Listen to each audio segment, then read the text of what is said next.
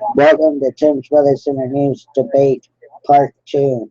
Me and my Uncle Johnny were on a little early this afternoon for the pre-game show of Tim's Weather Center News, the debate.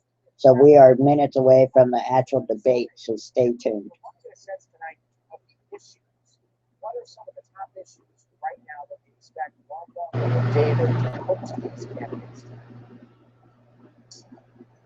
So you've been traveling throughout this country. So let's go ahead and go to the debate place where they will be showing the debate. It's very secret up to the last minute. All the questions. So there's more meetings about that. We're gonna days in your crystal ball with things coming up. I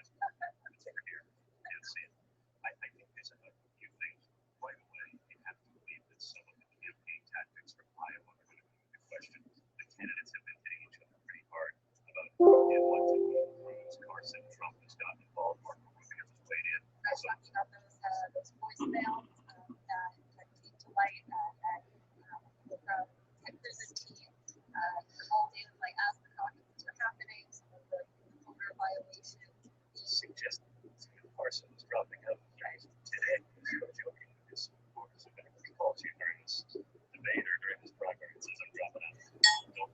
Rubio made that same joke as well yesterday at a rally in Derry that I was at. So I think a lot of the candidates could potentially bring that up.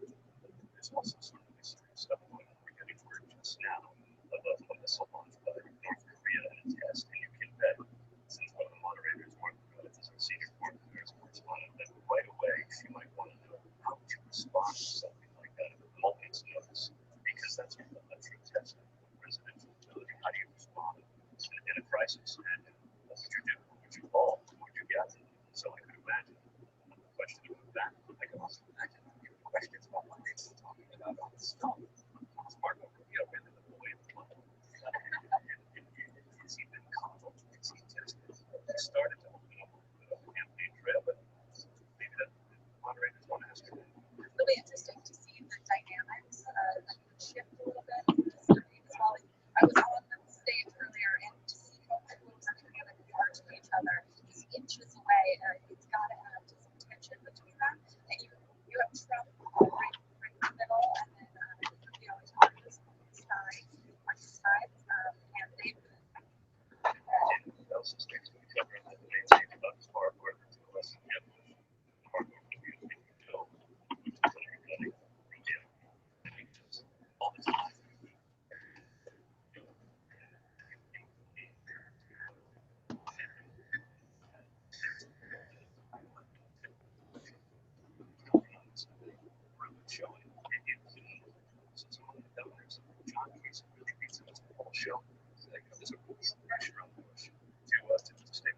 there's a number of candidates on the stage tonight that are kind of having a do or die moment in New Hampshire.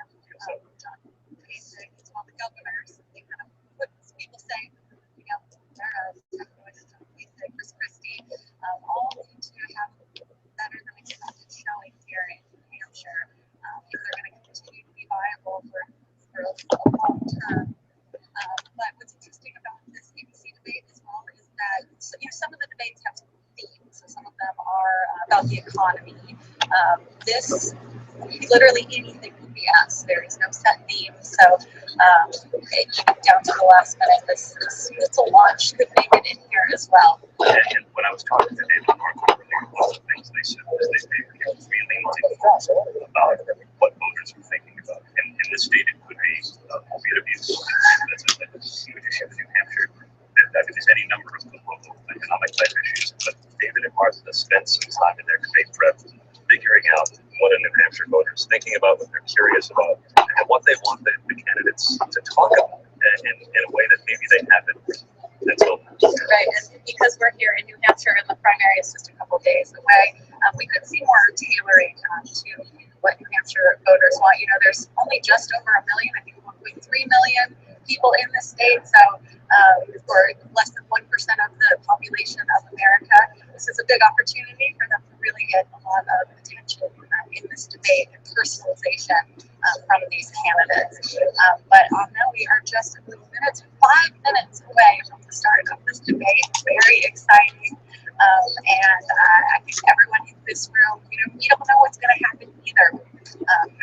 people have had hands in helping craft the questions, but nobody knows right now what those candidates are actually going to do today once they get on stage. That's right. That's ABC's Charlie James live for us inside the debate space, giving us a little insight into what's to come. T-minus 5 minutes and counting until the big event. And Charlie and Aaron, they were talking about some of the issues that might come up. Of course, we have no idea what questions are going to be asked, so it could get exciting especially if there's breaking news. Just to give everyone a sense of what happened last time all these candidates took the stage, on January 28th in Des Moines, the last time the GOP candidates took the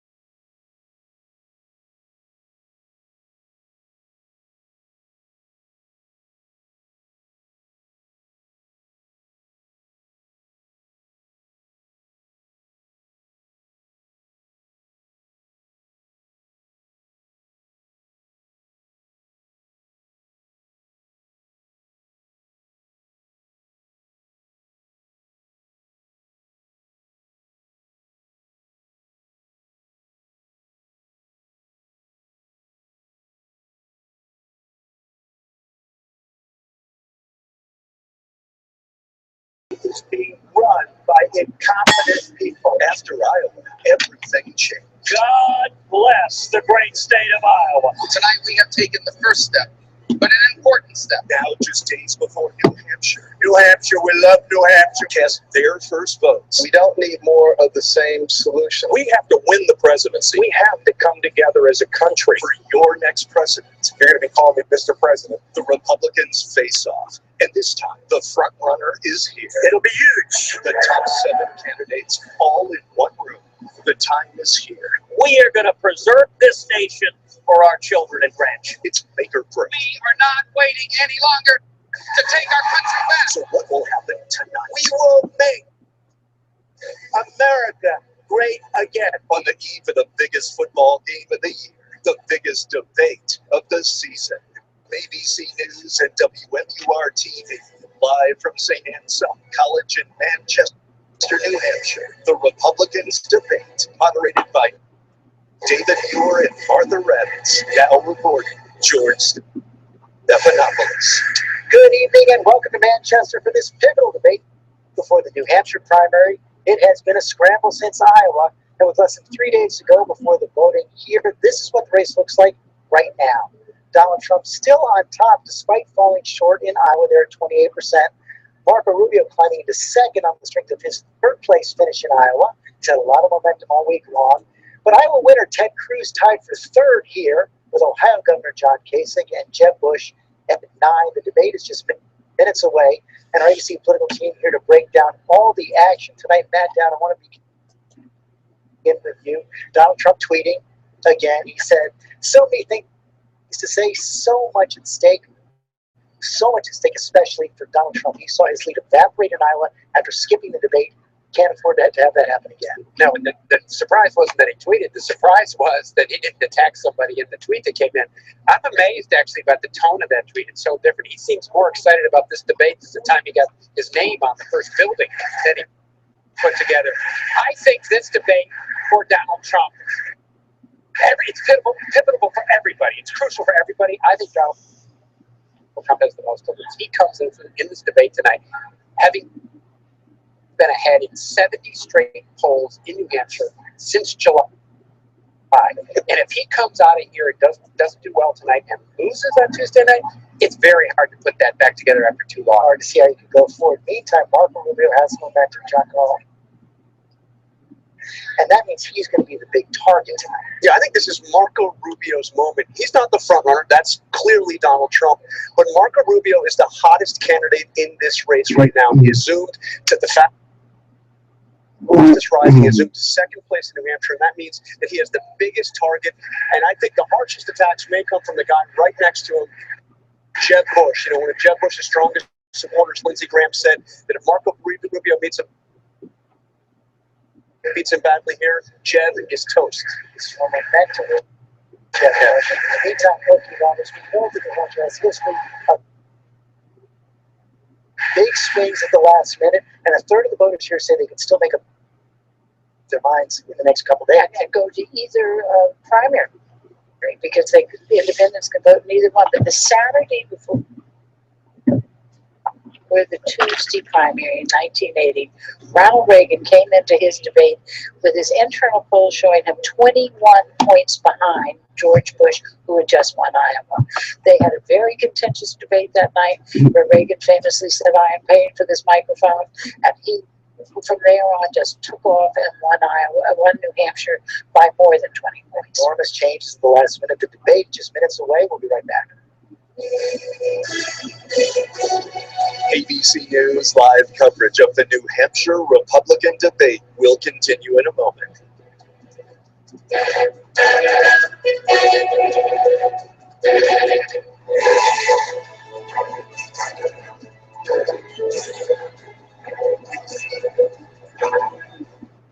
Hey everybody, welcome back. You are watching ABC's continuing coverage of tonight's GOP debate live from Manchester, New Hampshire, which is a couple of minutes away from the candidates taking the stage. It's going to be an exciting night.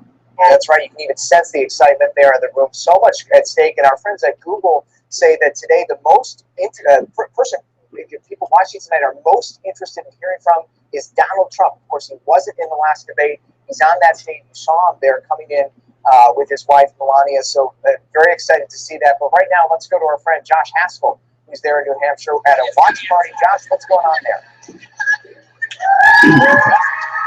Hey guys, I'm still on the campus of St. Anne's, what we like to call it St. A's. We're having a good time here. This is a watch party. All students here at the college. I guess you guys didn't get tickets tonight to the debate, so they're here in what looks like a lecture hall for Psych 101. Is that correct, Alicia? I'm here joined by a student. Alicia, what brought you tonight with the rest of your classmates, and what's it like that a debate is right over there? The pizza brought me, and it's amazing that the debate's over there because it's a great opportunity, and it's just really amazing just to like be here and experience this. Have you seen any candidates? No, well, Donald Trump was just across the street from my door, but you know.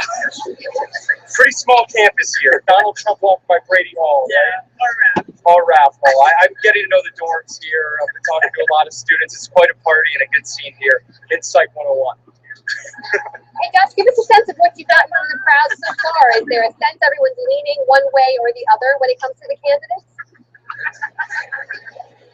Well, it's funny you asked that, Amna, because all the students who were here, they actually conducted a straw poll before the debate, and Marco Rubio won that straw poll, then Jeb Bush. Donald Trump came in fourth, but the reaction to Trump was definitely the most boisterous. There was cheering and screaming, and when Melania and Donald Trump entered the debate hall just moments ago on ABC, there were some shouts and some Trump cheers. So it appears that he might be the most popular among the loudest students here, but Marco Rubio did win that straw poll in this room. The crowd there is fired up.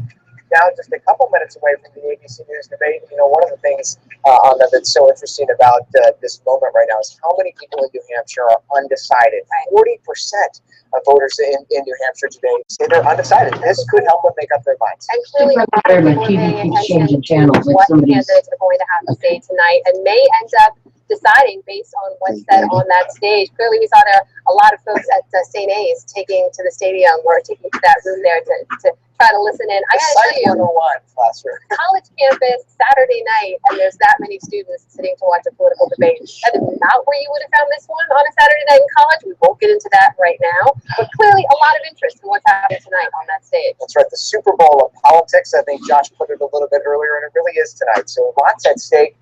Coming up just moments away now, David Muir, Martha Raddatz taking those anchor chairs for 7 candidates. This is the smallest field in a GOP primary debate, and notice there's no kids table tonight on ABC, so we're ready for this one. We've come a long way already when it comes to the potential presidential nominee on the GOP side. We're down from 17 potential candidates down to 9. 7 will take the stage very, very shortly, that you're seeing right there in the bottom right-hand corner of your screen. Please stay with us here. Use the hashtag GOP debate. Continue the conversation online and stay with us. We'll have continuing coverage right here. For now, back to the debate on ABC News.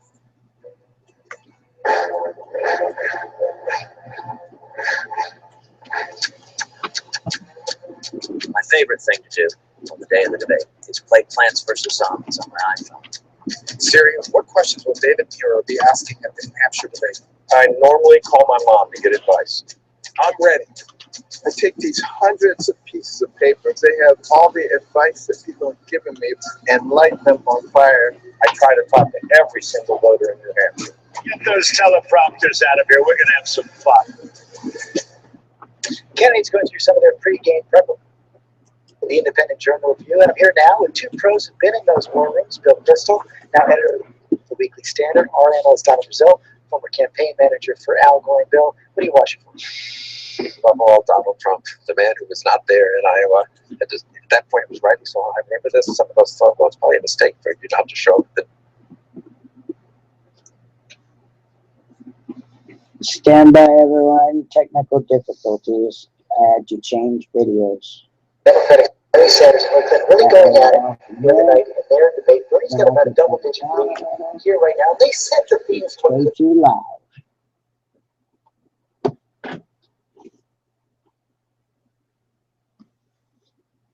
Running around. be a long campaign. But there's no question that Senator Sanders is not just what I call the next door neighbor. He's the favorite son of progressive and liberals in the state. But Hillary Clinton is not giving up. She knows she has to close the gap with young people. She's out there with one message to young people, and that is, I'm going to fight for you. I'm going to stand up for you. We're expecting a big turnout of Democrats on Tuesday.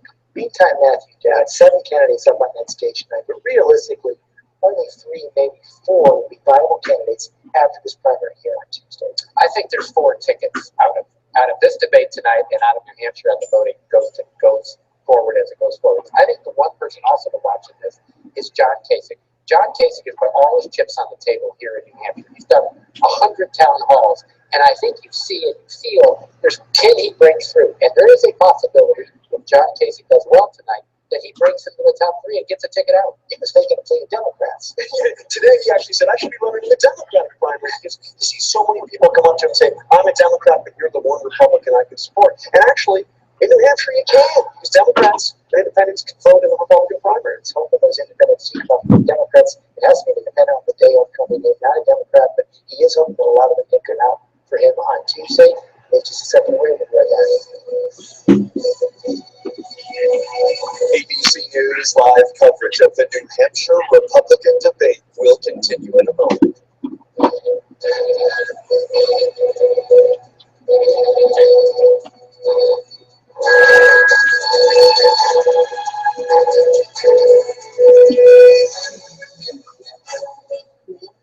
And we're back as we await those Republican candidates taking the stage. Just worth a reminder that the Democrats, Hillary Clinton, Bernie Sanders, active today in New Hampshire as well. Both of them out door knocking, going face to face with voters. And there you see Hillary Clinton right now, just as the Republicans about to debate here on ABC. She's wrapping up a rally in New Hampshire. You can actually jump over to that. If you want to check it out on live stream free here at abcnews.com. And those Democrats getting ready to see tonight, maybe perhaps watch the debate, see who they might be taking on a little bit later on this game. You gotta imagine they're keeping an eye on it, right? Hillary, of course, is trying to overcome a double-digit lead that Bernie Sanders has on her in that all-important state. The primary coming up next week, Tuesday. Stick with us here, of course, for coverage of that as it unfolds. And remember, even tonight, as you watch the debate, you can engage with us on the debat. Devin Dwyer here in New York, holding down the fort for the rest of the team out in the field in New Hampshire. Go to abcnews.com, download the bingo card, play along. I know you're paying attention to the issues, but this is just some fun we're having along the way. Devin and I are going to be playing here. And on Twitter, use the hashtag GOPdebate. If you want to, you can hop over to live stream 4 and check out how Twitter is tracking some of the information in tonight's debate. This is real-time tracking of how the candidates are, their share of the conversation, we should say, on Twitter. You see that number of debate tweets per minute already picking up. The debate has yet to start. That's right. Just about an hour ago, the debate tweets per minute was about 12 tweets per minute. Mentioned the debate, doubled that now. A lot of people talking about this, but that's the number one that's talking about posting on Twitter right now with this debate. Hashtag is Donald Trump. No surprise there. But go down the list there. Kind of viewing the polls in New Hampshire right now. A lot of governors in a lot of states, particularly for Ted Cruz and Marco Rubio. That's right. Devin, take me through your debate bingo card for just a second. That's right. That's right, because I have vowed to meet about this. But we have nothing at stake, by the way. We don't have anything on the line. Maybe we should. The ABC News app or something. But this is very fun. If Rubio's steel boots are mentioned, right, cross that off on the card. Yeah. And then Bush mentions his mom. Yes. Cross that off. A mommy mention might come on. I think that. Barbara Bush has been on the trail there.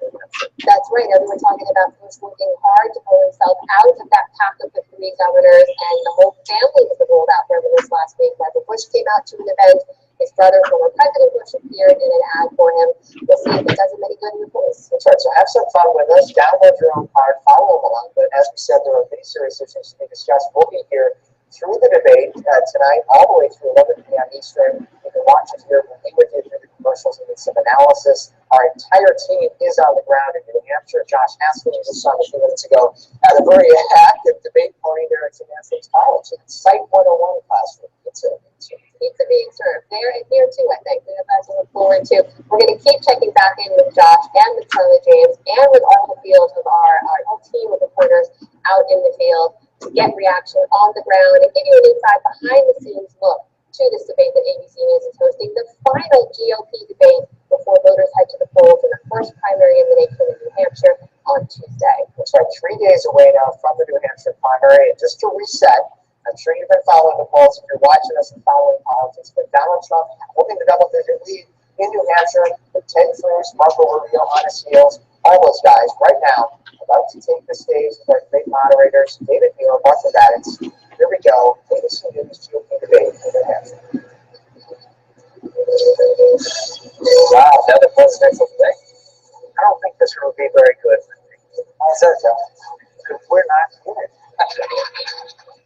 Lindsey Graham and John McCain both gave it their best, but now it's time for the 7 candidates on the stage. So I'm going to send it down to my colleagues, Martha Battens and David Muir. Take it away, guys. Thank you, George, and welcome to you at home and to our audience here of more than 1,000 New Hampshire voters. Mark and I, along with our partners, WMUR-TV and the Independent Journal Review, are honored to be here at St. Anselm College in Manchester. The candidates are all here, and the New Hampshire Republican debate starts now.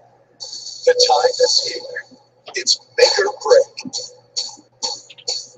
Starting now, the Republicans debate. Live from St. Anselm College in Manchester, New Hampshire, David Muir and Martha Battens.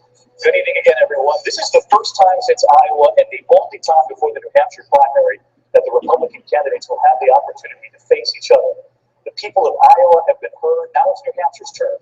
In just 3 days, voters here will decide who they think should be the Republican nominee for president. Questions of leadership and character have dominated the news ever since the Iowa caucuses a few days ago. Here with us to question the candidates this evening are Josh McKelvin from WMUR here in Manchester and author and commentator Mary Catherine Ham. So let's welcome the candidates for the Republican nomination for president.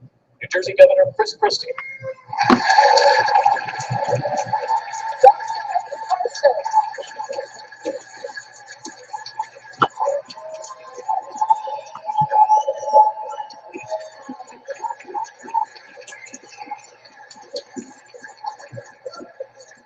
Texas Senator Ted Cruz.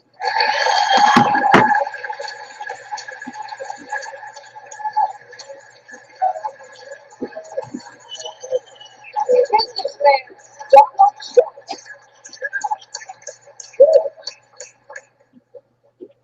Florida Senator Marco Rubio.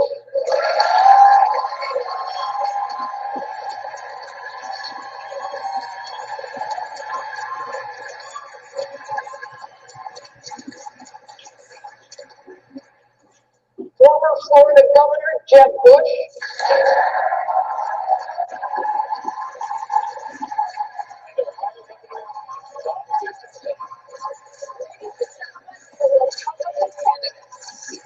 And Dr. Ben Carson, please come out on the stage. He's standing there as well. Dr. Carson.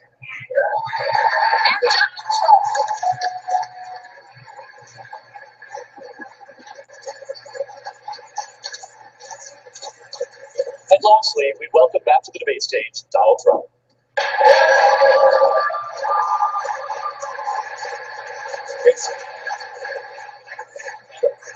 Let's face it. Could I He's introduce still going Jason? to be in here. Yes, yes. We're going to introduce Ohio Governor John Kasich.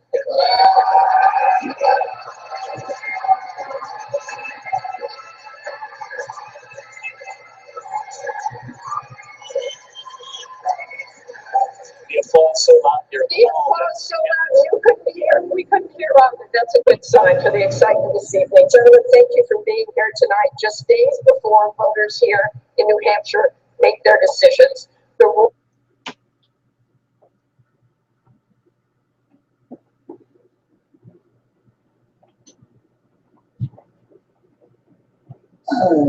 Yeah, good evening and welcome to Florida Center News Debate. I am working to get you the debate back, so please stand by.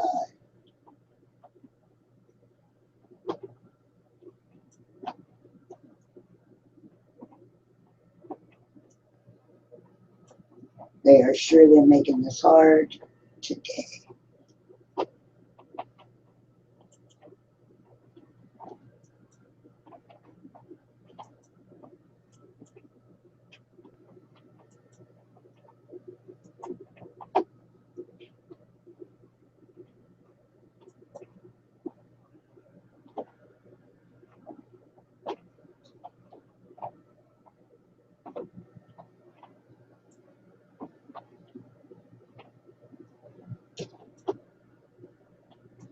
Where is the debate? No. Oh, no. What a disaster.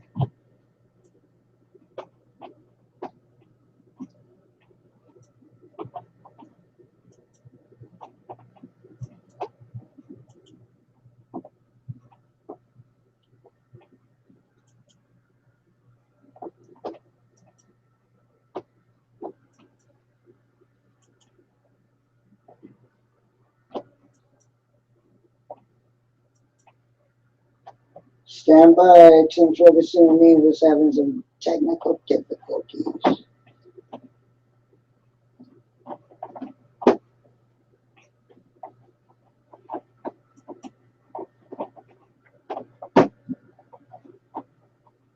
Oh,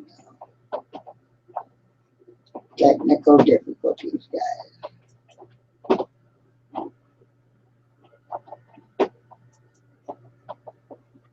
People keep turning off their feed, so it's hard to get it.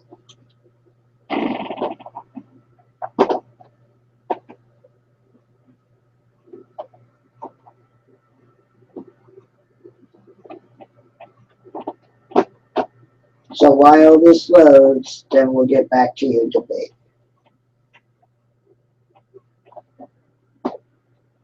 Hopefully this will work.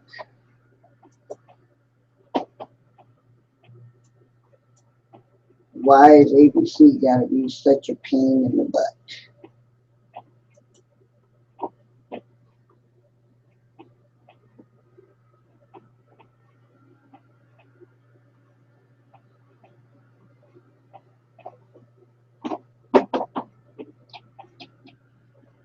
Okay, we go. Again, sorry about the inconvenience. Kent Weather Center News was not expecting to run into this many problems. The last debate there was, Kent Weather Center News had no problems. This debate, unfortunately, we're having problems. But here we go, back to the debate, hopefully.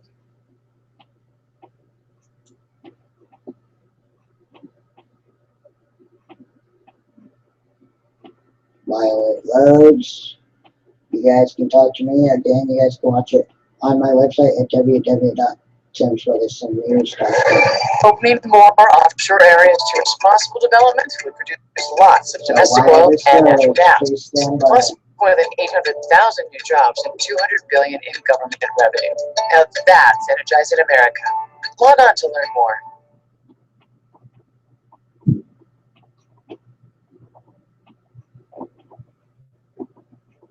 And on experience, but I do want to ask about a headline that was back in the papers again this morning. Dr. Carson, on the day of the Iowa caucuses, the Cruz campaign sent out messages and voicemails saying, quote, breaking news.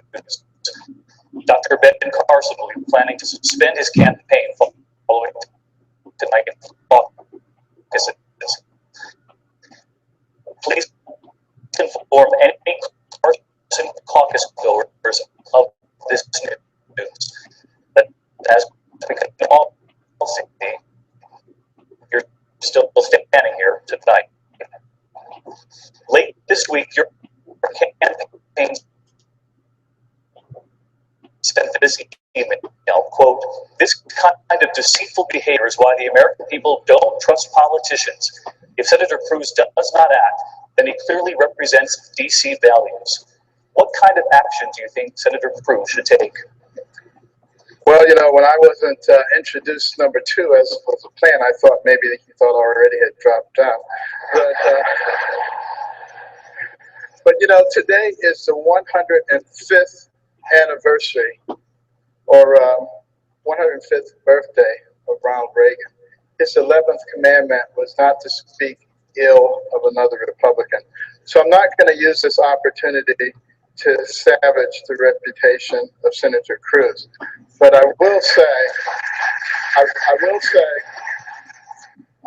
that I was very disappointed that members of his team thought so little of me, that they thought that after having hundreds, if not thousands of volunteers and college students who sacrificed their time and were dedicated to the cause, one even died, to think that I would just walk away 10 minutes before the clock and say, forget about you guys. I mean, who would do something like that? Now, I don't think anyone on this stage would do something like that. And to assume that someone would, what does that tell you? So, unfortunately, it did happen. It gives us a very good example of certain types of Washington ethics. Washington ethics basically says, if it's legal, you do what you need to do in order to win. That's not my ethics. My ethics is you do what's right. Senator Cruz. Dr. Carson, thank you. Senator Cruz, you have said that Dr. Carson and his wife have become friends of yours. I'm curious why you didn't call ahead of time, either with the doctor or his wife, or had your campaign check with the other campaign before sending out those messages. Ben is a good and honorable man, and Ben and Candy have become friends. He has an amazing life story that has inspired millions, including me. When this transpired, I apologized to him then, and I do so now. Ben, I'm sorry. Let me tell you the facts of what occurred for those who are interested in knowing. On Monday night, about 6:30 p.m., CNN reported. I knew nothing about this. A couple hours later, I found out about it. I was told that Ben was unhappy. I called him that evening because I respect him very, very highly. I didn't reach him that evening. I reached him the next day and apologized. He asked me then, he said, Ted, would you make this apology in public? I said, yes, I will. And I did so. I regret that subsequently CNN reported on that. They didn't correct that story until 9:15 that night. So from 6:30 p.m. to 9:15, that's what CNN was reporting. Subsequent to that initial report, Ben's campaign put out a statement saying that he was not suspending his campaign. I wish that our campaign staff had forwarded that statement. They were unaware of it. I wish that they had. That's why I apologized. Senator Cruz, thank you. We're going to move on here back to the issues. Since I was mentioned, Dr. Carson, please. This is great. You guys, I want you to all mention me when you say something.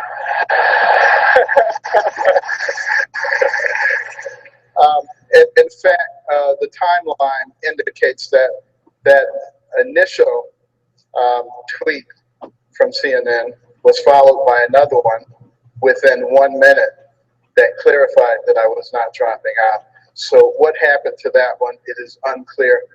But the bottom line is we can see what happened. Everybody can see what happened, and you can make your own judgment. Dr. Carson, thank you. Thank you, Doctor. Senator Rubio. I want to stay on the issue of readiness to be president and experience, and questions about you being a first-term senator. Governor Christie warning voters here in New Hampshire against voting for another first-term senator, as America did with Barack Obama in 2008, arguing that you are, quote, not ready to be president of the United States. And Senator Santorum, who we all know dropped out of the race just this week and endorsed you, had a hard time when asked on national television listing your accomplishments as senator. Tonight, what are your accomplishments in the Senate that demonstrate you're ready to be president of the United States? Well, let me say, from protecting the people of Florida from eminent domain abuse, to bringing accountability to the VA, to the Girls Count Act, to sanctioning terrorist groups, I'm proud of my service in the United States Senate, and before that in the Florida legislature. I will say, if politics becomes, and the presidency becomes about electing the people who have been in Congress or in the Senate the longest, we should all rally around Joe Biden. He's been around 1,000 years. He's passed hundreds of bills, and I don't think any of us believe Joe Biden should be president of the United States. And let's dispel once and for all with this fiction that Barack Obama doesn't know what he's doing. He knows exactly what he's doing. Barack Obama is undertaking a systematic effort to change this country, to make America more like the rest of the world. That's why he passed Obamacare and the stimulus and the Dodd-Frank and a deal with Iran. It is a systematic effort to change America. When I'm president of the United States, we are going to re-embrace all the things that made America the greatest nation in the world, and we are going to leave our children what they deserve, the single greatest nation in the history of the world. Senator Rubio, thank you.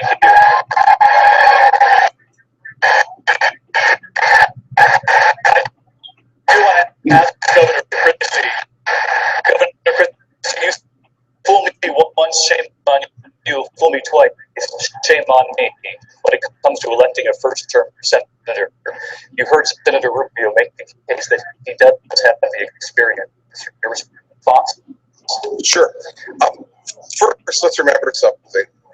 Every morning when a United States senator wakes up, they think about what kind of speech can I give or what kind of bill can I drop. Every morning when I wake up, I think about what kind of problem do I need to solve for the people who actually elected me. It's a different experience. It's a much different experience. And the fact is, Marco, you shouldn't compare yourself to Joe Biden. And you shouldn't say that that's what we're doing.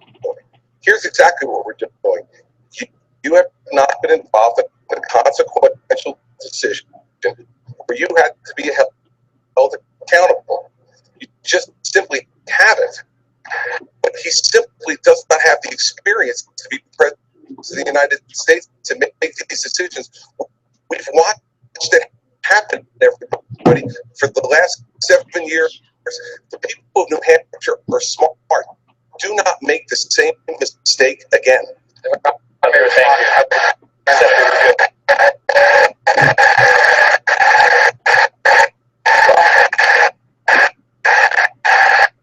I think the experience is not just what you did, but how it worked out.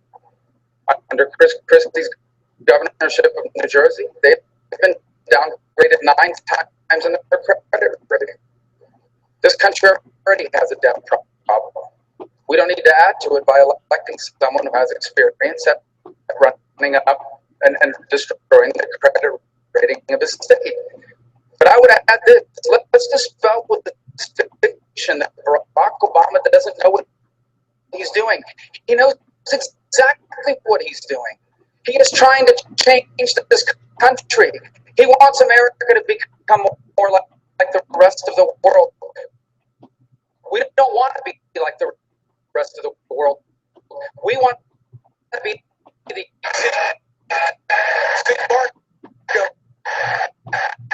Mark, the thing is this.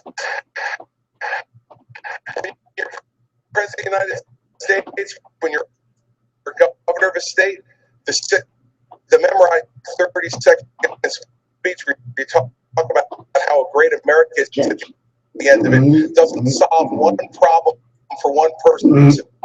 They expect you to plow the snow. This internet is having technical difficulties. Get the schools Cannot open. get the And when the picture worst to act work. of disaster in your state's history hits you, they It will expect just you to be rebuild audio. their I'm very, very state, sorry. which is what I've done. None of that stuff happens on the floor of the United States Senate. It's a fine job. I'm glad you ran for it, but it does not prepare you for president of the United States.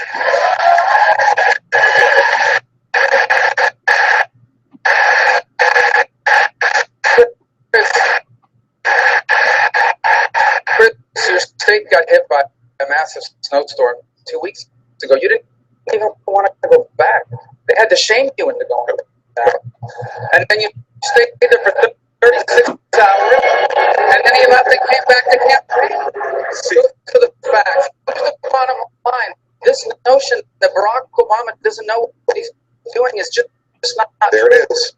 What kind of country this is going to be in the 21st century? And if we elect someone like Barack Obama, a Hillary Clinton, or Bernie Sanders, or anyone like that, our children are going to be the first Americans that inherit a diminished country that will not have. Governor Christie, well, Chris, why don't you shame is, Marco? The shame is that you would actually criticize somebody for showing up to work, plowing the streets, getting the train run back on time, when you've never been responsible for that in your life. And the fact is, I went back, it got done, and here's it. I went back. Oh, so wait a second. Is that one of the skills you get as a United States Senator, ESP also? Chris, everybody, I don't think said you weren't going to go back. The fact that he has the fortitude to be a good president, but just this week, you said Senator Rubio accomplished, quote, nothing in the Senate. How do you square the two? Well, first of all, he said the exact same thing about me, that I would make a great.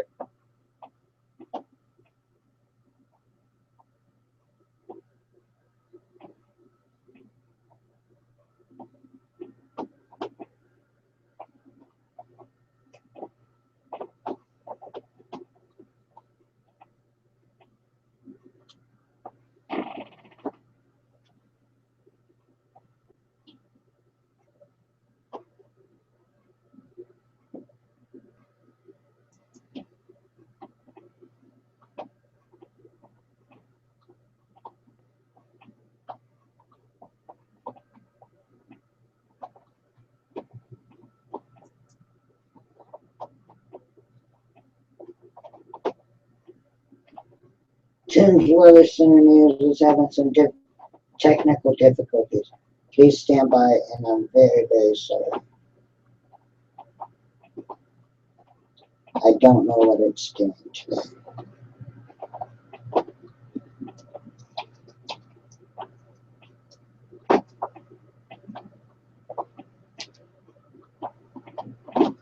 I'm going to try and get you the debate back, but if I can't get it back, I'm forced to end Tim's Weather Center News. So please stand by.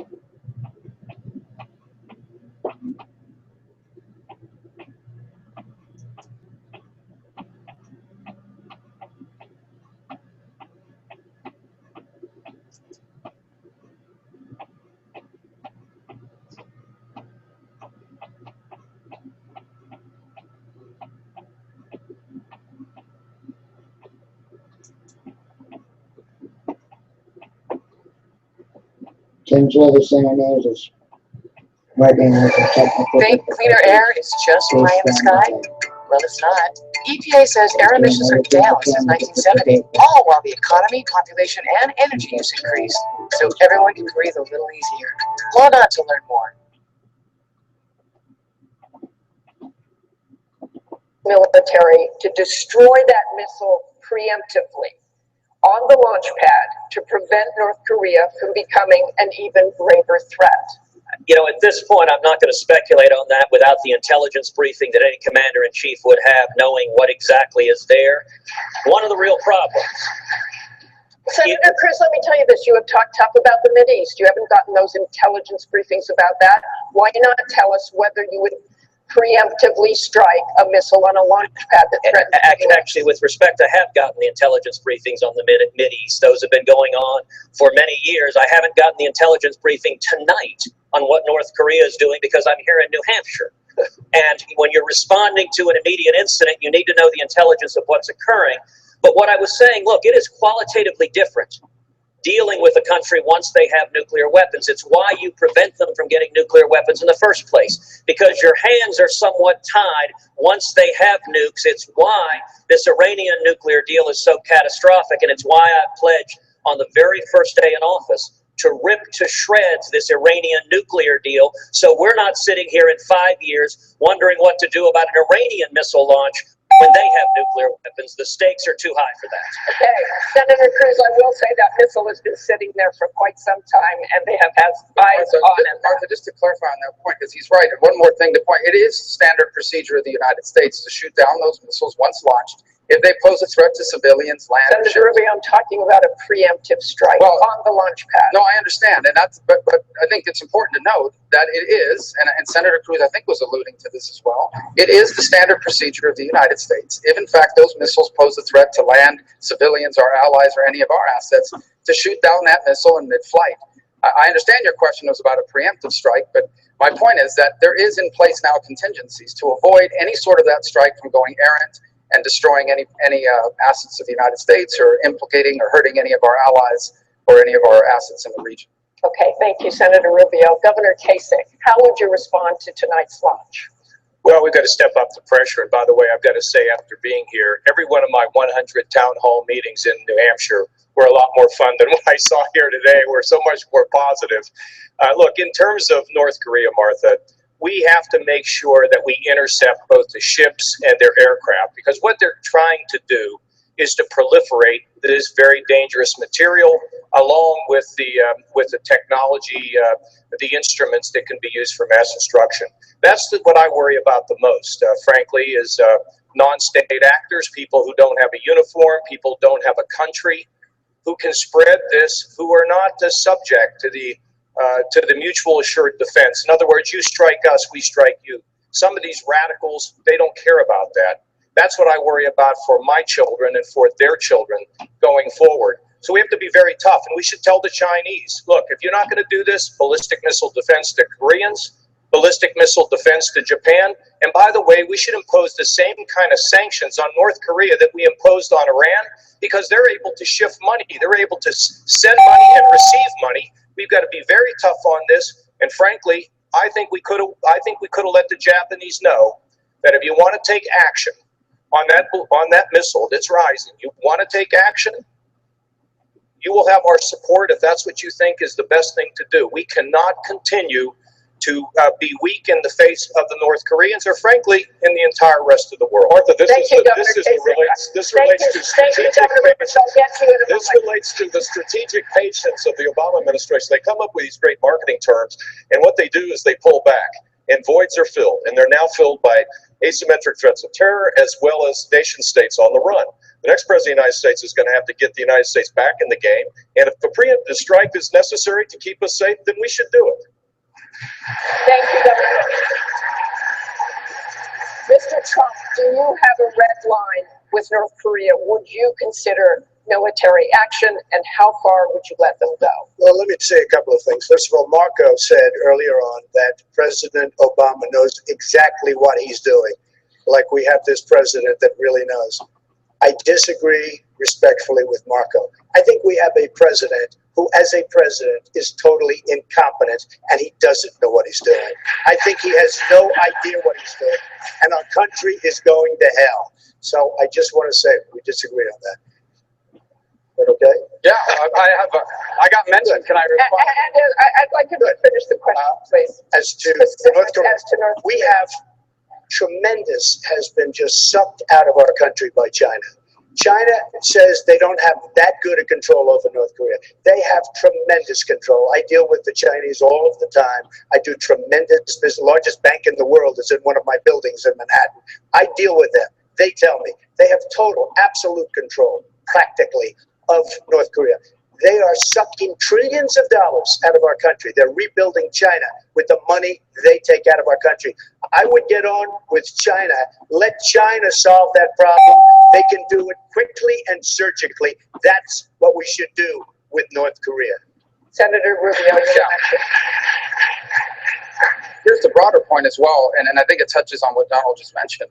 Barack Obama views America as this arrogant global power that needed to be cut down to size. Okay, this is a president that views this country as a country that's been too powerful in the world, and we create problems around the world. For example, it's one of the reasons why he has betrayed Israel, because he believes if we create separation from Israel, it will help our relations in the Islamic world. The same is happening in the Asia-Pacific region with accommodations to North Korea.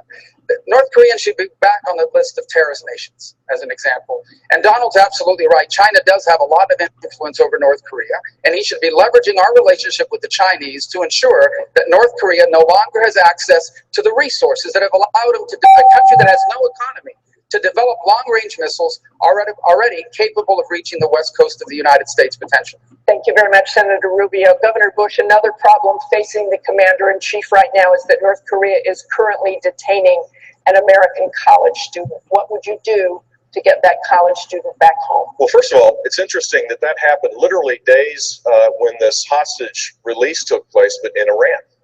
A day or 2 days afterwards, North Korea held American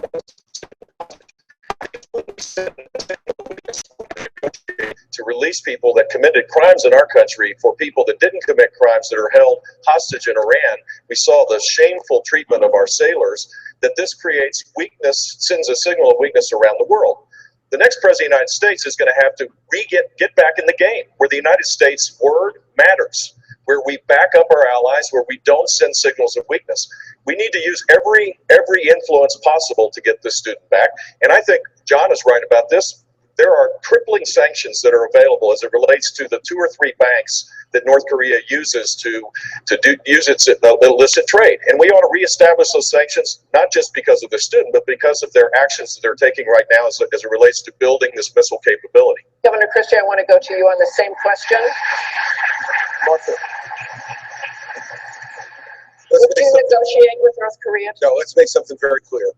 I learned 7 years as a federal prosecutor in dealing with types of situations like we're talking about in North Korea, where criminals take people hostage.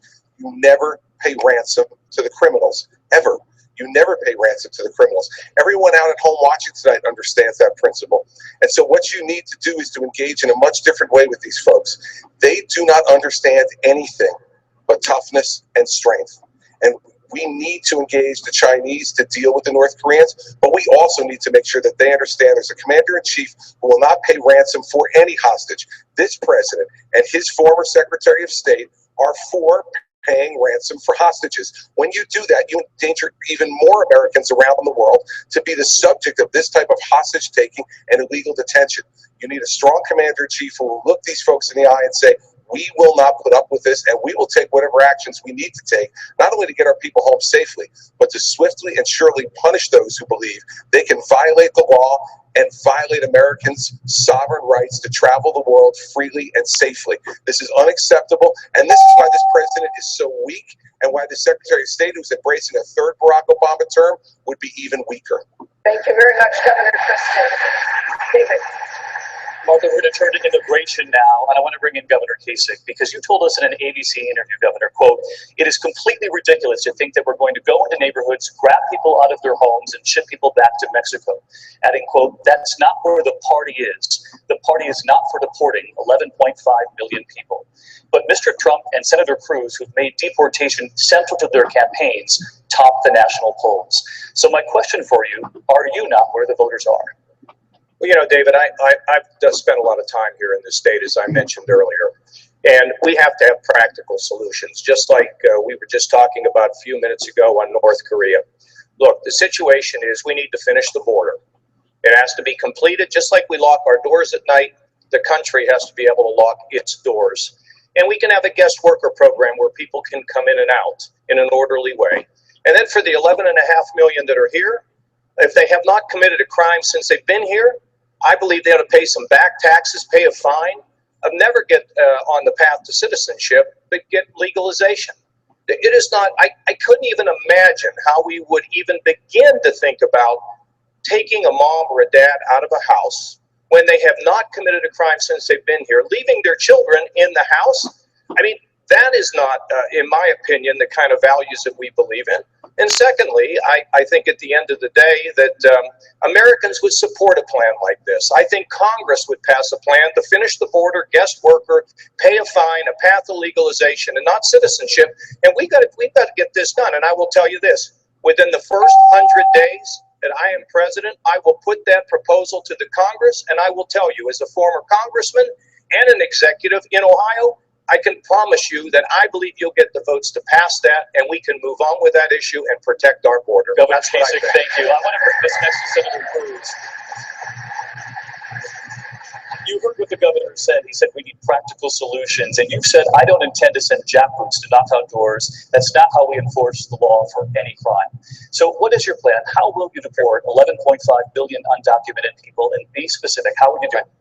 So in terms of a practical solution, I've laid out the most detailed plan for solving illegal immigration. It's 11 pages, single-spaced, chapter and verse. It's on our website, tedcruz.org. In short, what we're going to do, we're going to build a wall. We're going to triple the Border Patrol. We're going to increase, and actually, since Donald enjoyed that, I will simply say I've got somebody in mind to build it. We're going to increase fourfold the fixed-wing and rotary-wing aircraft, so that you have technology monitoring an attempted incursion to direct the boots on the ground where they're occurring. We're going to put in place a strong e-verify system in the workplace, so you can't get a job without proving you're here legally. We'll put in place a biometric exit entry system on visas, because 40% of illegal immigration comes not over the border illegally, but people coming on visas and overstaying. We will end sanctuary cities by cutting off taxpayer dollars to any jurisdiction that defies federal immigration law. And we will end welfare benefits for those here illegally. But let me just ask you this, though, because Governor Kasich was talking about the families and what you do with the families that you have to send home. Can you tell the American people tonight how you would do that? What you do is you enforce the law. You know, under the Constitution, the president has an obligation to, quote, take care that the laws be faithfully executed. Federal immigration law provides if someone is here illegally and is apprehended, they are to be deported. We saw just this past week the head of the Border Patrol Union testify before Congress that President Obama had given the order to the Border Patrol to stand down, not to enforce the law. That is wrong. I will enforce the law. And for everyone who says you can't possibly do that, I would note that in 8 years, Bill Clinton deported 12 million people. In 8 years, George W. Bush deported 10 million people. Enforcing the law, we can do it. What is missing is the political will. And when they were deporting the people, the border wasn't secure, so they'd come right back. Once you secure the border, enforcing the law will solve this problem, and that will benefit American workers. Senator Cruz, thank you. I want to bring in Senator Rubio. This question is about immigration. It's also about leadership. You're aware of the criticism from many candidates on this stage tonight that you co-authored the so-called Gang of Eight bill that would have created a path to citizenship for people here illegally. Governor Christie has said of you, as soon as you felt the heat, you turn tail and run. Governor Bush has said, I don't think we need people cutting and running anymore. Did you fight for your own legislation, Senator, or did you run from it? Here's the bottom line. We can't get that legislation passed. The American people will not support doing anything about people that are in this country illegally until the law is enforced first, and you prove it to them. This has been abundantly clear. Every effort over the last 10 years to do those comprehensively has failed. And it has failed because the American people have zero trust that the federal government will enforce our laws. And that's why since then I have said repeatedly, if you are serious about immigration reform, then the key that unlocks the door to being able to do that is not just to pass a law that says it's going to enforce the law, but to actually do it. To hire the 20,000 new border agents, to finish the fencing and walls, to put in place mandatory e-verify, to put in place an entry-exit tracking system to prevent visa overstays.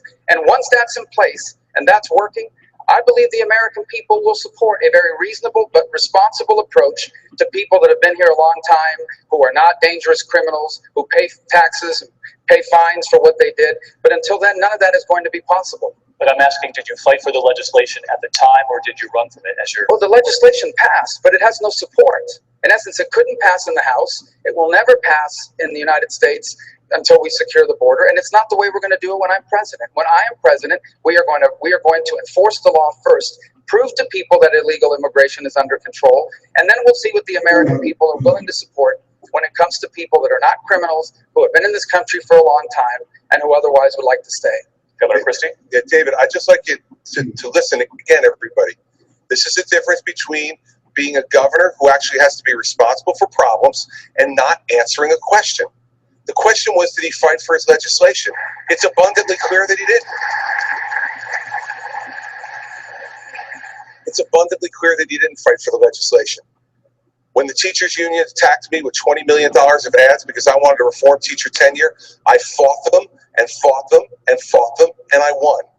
When they didn't want, when people wanted to raise taxes in my state, a Democratic legislature, and threatened to close down the government, I told them, fine.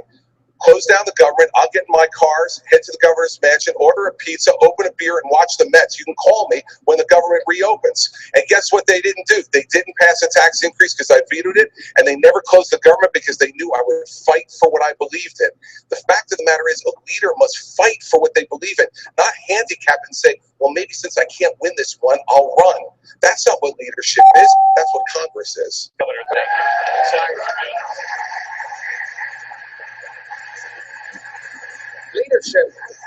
Leadership is ultimately about solving the problem. And the approach that was tried and has been tried now repeatedly over 10 years to do this comprehensively all at once in a massive piece of legislation has no chance of passage. It is not leadership to continue to try something that has no chance of happening. I want to make progress on this issue. It has been discussed now for 30 years and nothing ever happens. And I am telling you that the only way forward on this issue that has any chance of happening, meaning gaining the support of the American people, you cannot do this without the support of the American people, is an approach that begins by proving that once and for all, illegal immigration is under control. Senator Rubio, thank you. We want to turn to healthcare in this country, and for that, author and commentator Mary Catherine Ham tonight. Mary Catherine? Thanks, Ed. Good evening, guys. Mr. Trump, in the Democratic primary, Hillary Clinton has criticized Bernie Sanders' plan for single-payer government health care, noting it would require big, across-the-board tax increases for Americans. In doing so, she's doubling down on Obamacare, despite its persistent unpopularity. Mr. Trump, you have said you want to repeal Obamacare. You've also said, quote, everybody's got to be covered, adding, quote, the government's going to pay for it. Are you closer to Bernie Sanders' vision for healthcare than Hillary Clinton is? I think I'm closer to common sense. We are going to repeal Obamacare. We're going to repeal Obamacare. We are going to replace Obamacare with something so much better. And there are so many examples of it. And I will tell you, part of the reason we have some people laughing because you have insurance people that take care of everybody up here. I'm a self-funded. The only one they're not taking care of is me. We have our lines around each state. The insurance companies are getting rich on Obamacare. The insurance companies are getting rich on health care and health services and everything having to do with health. We're going to end that. We're going to take out the artificial boundaries, the artificial lines. We're going to get a plan where people compete. Free enterprise, they compete so much better. In addition to that, you have the healthcare savings plans, which are excellent. What I do say is there will be a certain number of people that will be on the street dying. And as a Republican, I don't want that to happen. We're going to take care of people that are dying on the street because there will be a group of people that are not going to be able to even think in terms of private or anything else. And we're going to take care of those people. And I think everybody on this stage would have to agree, you're not going to let people die sitting in the middle of a street in any city in this country.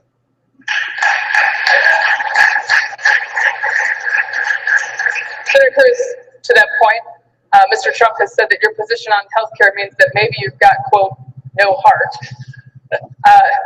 There is a question here, though, about uncovered folks. You suggested repealing and replacing Obamacare. As we learned with President Obama's broken promise that everyone could keep their plan, any major plan change in healthcare policy carries with it the risk that some people will lose their insurance coverage or have to change it. How do you reassure those people that repealing and replacing Obamacare is still in their best interest? Well, let me take two different parts of that. Let me start with socialized medicine. Socialized medicine is a disaster. It does not work. If you look at the countries that have imposed socialized medicine, that have put the government in charge of providing medicine, what inevitably happens is rationing. You have a scarcity of doctors, you have rationing, and that means the elderly are told, we're going to ration a hip replacement, we're going to ration a knee replacement, we're going to ration end-of-life care. We're right now heading into a medical system with about a 90,000 doctor shortage in America, and socialized medicine, whether proposed by the Democrats or proposed by a Republican, would hurt the people of this country. What should we do on health care? If I'm elected president, we will repeal every word of Obamacare. And once we do that, we will adopt common sense reforms. Number one, we'll allow people to purchase health insurance across state lines that will drive down prices and expand the availability of low-cost catastrophic insurance. We'll expand health savings accounts, and we will de-link health insurance from employment so that you don't lose your health insurance when you lose your job. And that way, health insurance can be personal, portable, and affordable, and we keep government from getting in between us and our doctors. Dr. Carson, you have some experience with this matter. In the past, you have said that Obamacare should be replaced before it's repealed. How and why? Well, thank you. I was hoping to get a chance to talk about North Korea. I was the only one who didn't get to do that. And I got some stuff to say about it, let me tell you. But at any rate, you have to replace it with something that makes sense. It doesn't make sense. And the reason that I dislike Obamacare is because the government comes in and it tells the people, which the nation is supposed to be centered on, that we don't care what you think. This is what we're doing. If you don't like it, too bad. That's a problem. And we can't afford to do that because that will fundamentally change America. I have proposed a health empowerment account system. Everybody. Oh, no, not again.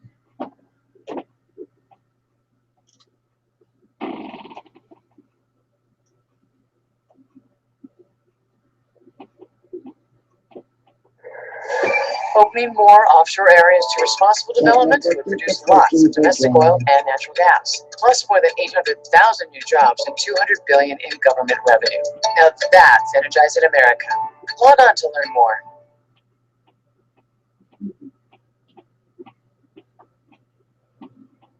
But go to my website, bencarson.com, read about it. You can read about everything that's been discussed here in great detail. Thank you, Dr. Carson. David Brother, back to you. Very happy. Thank you. We want to turn now to the issue of eminent domain, which is being debated right here in New Hampshire. And Josh McKelvin is the political director, the anchor of WMUR TV. Josh. Thank you, David, and good evening, candidates. Mr. Trump, you have said, quote, I love eminent domain, which is the seizure of private property for the sake of the greater good, theoretically.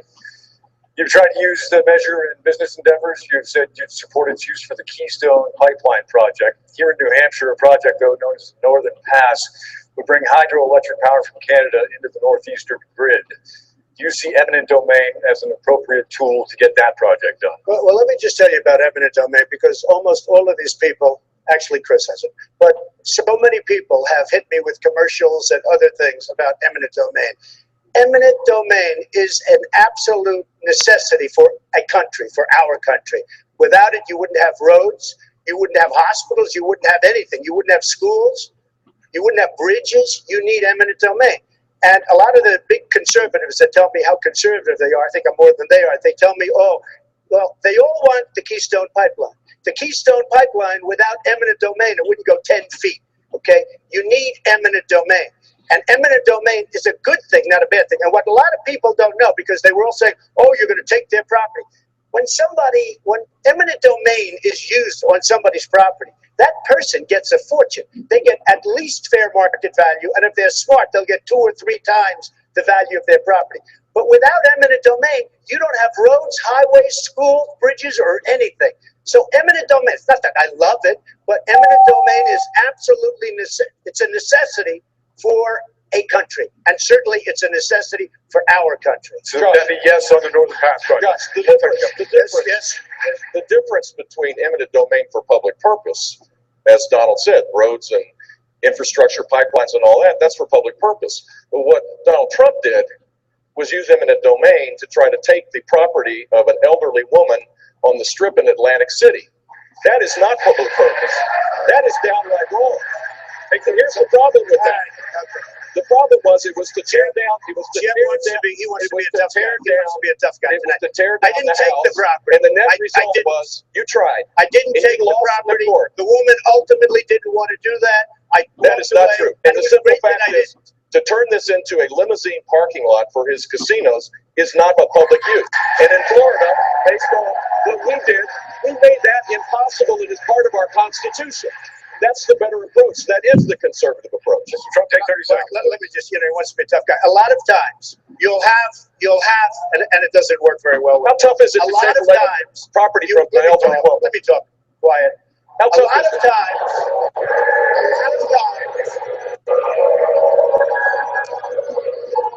that's all of his donors and special interests out there. So, that's what it is. That's what, and by the way, let me just tell you, we needed tickets. You can't get them. You know who has the tickets for the, I'm talking about to the television audience? Donors, special interests, the people that are putting up the money. Who it is? The RNC told us we have all donors in the audience, and the reason they're not loving me, the reason they're not loving me is I don't want their money. I'm going to do the right thing for the American public. I don't want their money. I don't need their money, and I'm the only one up here that can say that. Eminent domain, the Keystone Pipeline. Do you consider that a private job? I consider it a public use. No, let me ask you, Jeff. Do you consider the Keystone Pipeline private? Is it public or private? It's a public use. Oh, really? A public use? No, it's a private job. It's a private job. Established by the courts, federal, state. You wouldn't have the Keystone Pipeline that you want so badly without eminent domain. Exactly. You wouldn't have massive, excuse me, Judge, you wouldn't have massive factories without eminent domain. Yeah, we do have to move forward. Dave, Martha, back to you. Thank you. When we come back here tonight, jobs, ISIS, and what it means to be a conservative. The Republican debate continues right here from New Hampshire on ABC. We'll be right back.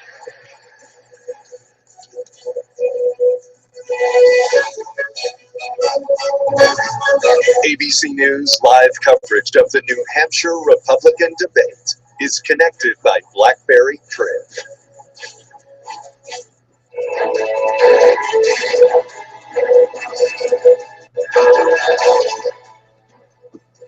And it's great to have you with us here on ABC News Digital for our live debate coverage. I'm Devin Dwyer. Great to be here with Amna Nawaz. And let's go out now to ABC's Josh Haskell, who's there at St. Anselm College in New Hampshire with a crowd of students who have been watching these fireworks. Incredible, Josh. What was your reaction there just in that last exchange with Donald Trump? What a fiery debate, Devin. I saw some students going like this and imitating Donald Trump, and I want to get that instant reaction right now. And what did you guys think about that moment between Donald Trump and Jeb Bush on eminent domain? Well, I think it was very contentious, and obviously they've had a very go at each other time during the campaign season. So I think they're just trying to step on each other's toes, as is everybody tonight. Yeah, especially Donald. Someone says, "What about that Rubio Christie moment?" Well, I think that was primetime soap moment, in my opinion. Between a very powerful governor and a very young state rep and such. So I think that they're trying to prove each other wrong, and that seems to be what the debate's focus is tonight. Hear that, guys? Primetime soap moment. Some students behind me, they just got some more pizza, so they're going outside to get a slice at the commercial break. Anything you want me to ask them, Amna and Devin? Josh, do a quick informal poll if you can. How many people were Trump supporters coming in? Because we saw him getting a lot of boos towards the end there. And how many people changed their mind after what they saw? Hey guys, if your minds change at all about Donald Trump, if you supported him coming into the debate, what do you think about his performance so far? Get him out of here! He's crazy! It's kind of hard in Psych 101 to take an informal poll, but I can tell you what I heard. I don't know if you heard it. I heard he's insane. I heard he was great. I heard he nailed it. Justin, and I also saw who they like. Give me the. Let's hear from them on who they actually Who like. do you guys like? Trump. That might have sounded like, whoa! I think they meant Trump. I heard Trump overwhelmingly, so it doesn't seem like these students' opinions are swayed at all by that exchange, which I know some might have thought that Jeb might have dominated there. One more question before we go back, guys. What did you think about the Rubio Christie moment?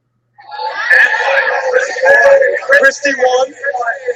Christie. A lot of Christie won, so that's That's the vibe here, guys. Back to you, Devin and Amna. Terrific. ABC's Josh Haskell there at St. Anselm College with the students watching this live. And interesting, Amna, he said that the most talked about exchange in that room was the Rubio-Christie exchange. Absolutely. Facebook, top item right now at Facebook. Here we go. Back to the ABC News debate in New Hampshire.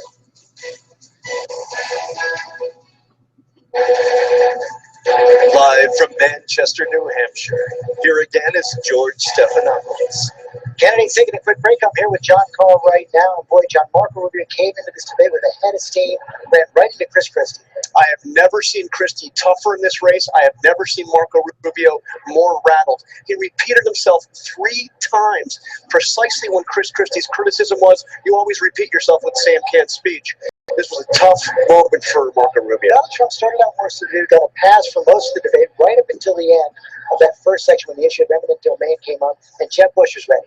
Yeah, it almost makes you wonder, where would we be in this race right now if Jeb Bush had been that energetic and that forceful in going after Donald Trump from the start in the previous debates? He has been hitting Donald Trump, but this time not as effectively. Yeah, he did seem to draw some blood, and he seemed to have the crowd on his side, at least for part of that answer tonight. Okay, we'll be right back. The candidates on the stage in just a minute.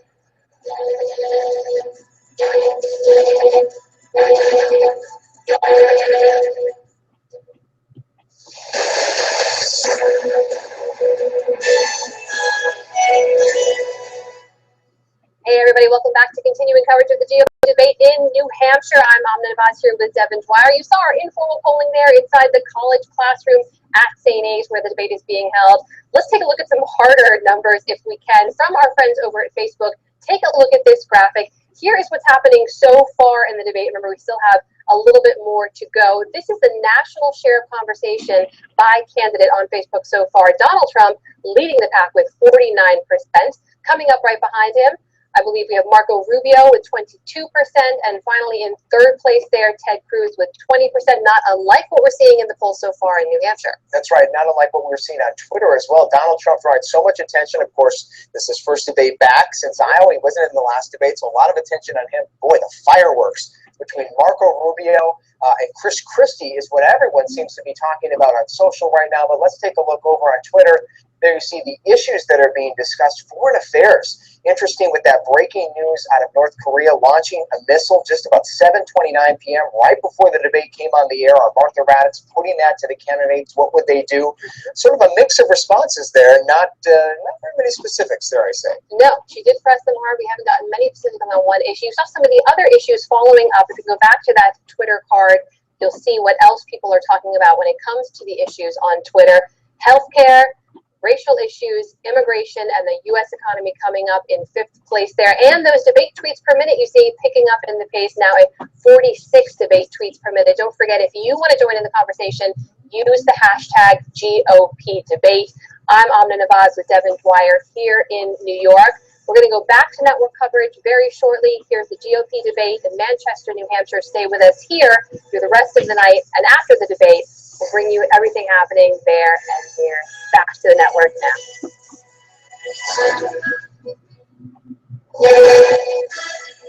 Live from St. Anselm College in New Hampshire, here again are David Muir and Martha Raddatz. And we welcome you back to the Republican debate from New Hampshire tonight here on ABC. And we're going to turn now to what it means to be a conservative. And I want to turn to Governor Kasich. Governor, while campaigning here in New Hampshire, you were already asked by ABC about groans from some conservatives after your endorsements from the New York Times and the Boston Globe. You said, quote, what conservatives have to know is they have to say, look, isn't it nice to have a conservative like me liked? And maybe they ought to think about it.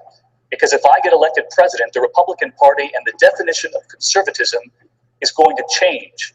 How would you change conservatism? Well, first of all, look, as the New York Times said, he's certainly not a moderate, but he can bring people together to solve problems. And the fact of the matter is I've cut taxes more than anybody in the country this year. I have balanced budgets, the federal budget, the state of Ohio budget. We're running a $2 billion surplus. We're up 400,000 jobs. And in Washington, we were able to have significant job growth whenever we balanced the budget, of which I was the architect. But here's the beauty of it. It's not just balancing a budget. It's about jobs.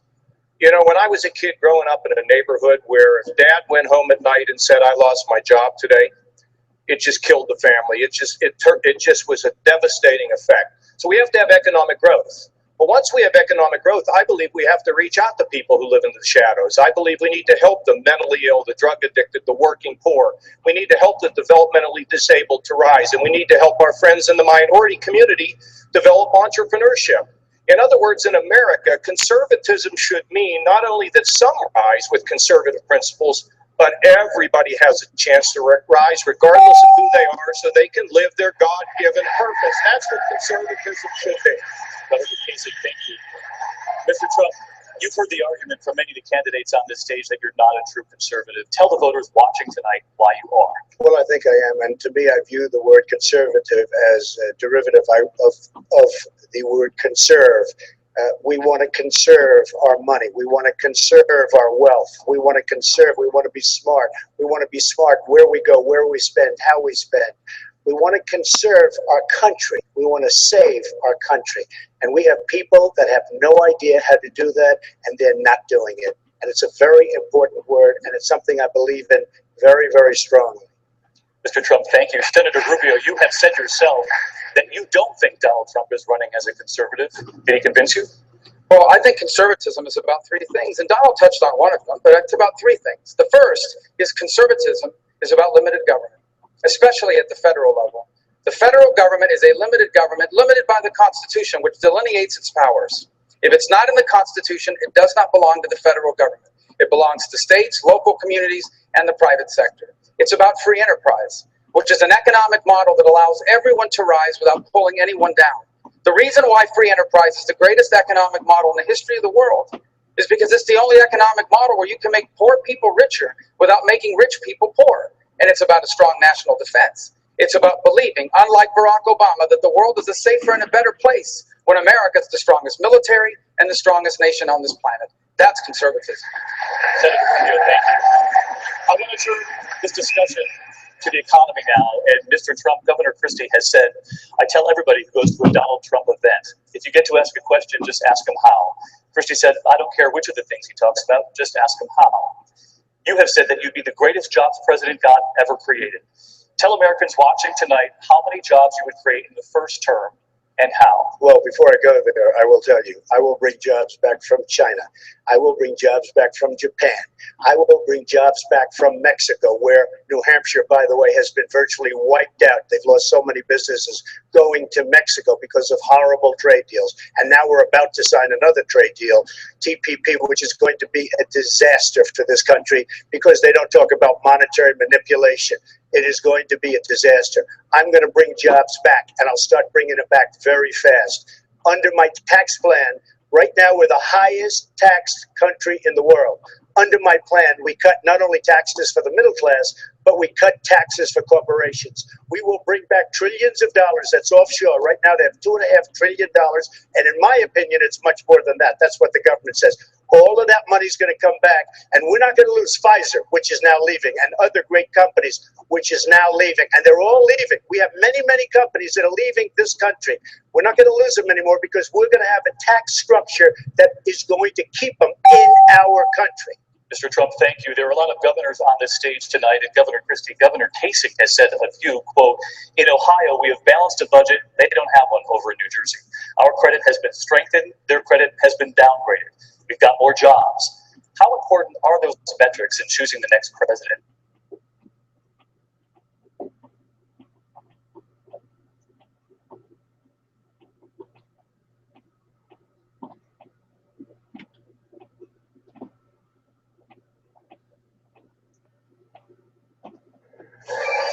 Fracking is delivering lots more clean domestic natural gas, increasingly the fuel of choice for electricity generation, helping drive down U.S. carbon emissions, part of the climate solution, right in our backyard.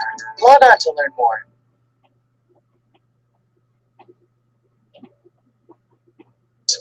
That executive experience really matters. You heard this on the stage tonight. We've heard it said on the stage that President Obama knows exactly what he's doing. I'd like to ask all the veterans listening out there tonight who are waiting in line for health care, who are literally dying because the Veterans Administration doesn't work. Do you think Barack Obama knows what he's doing?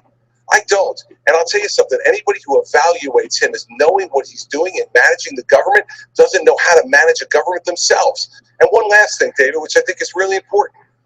I listened to Senator Rubio's answer on his bill. He said his bill couldn't pass on the Gang of Eight. He acted as if he was somehow disembodied from the bill. It was his bill. He said this idea doesn't work. It was his idea. See, when you're a governor, you have to take responsibility for these things. You can't just act as if it happened out of nowhere.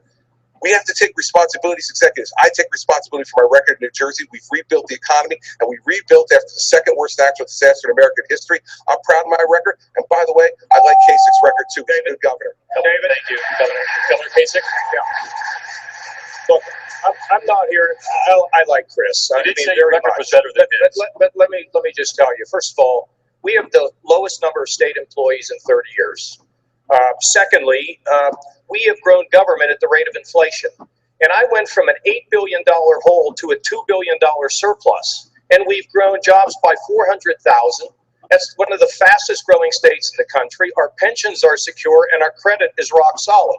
Now, I've learned that what makes things work, what gets the economy going, not just in Ohio, but in Washington.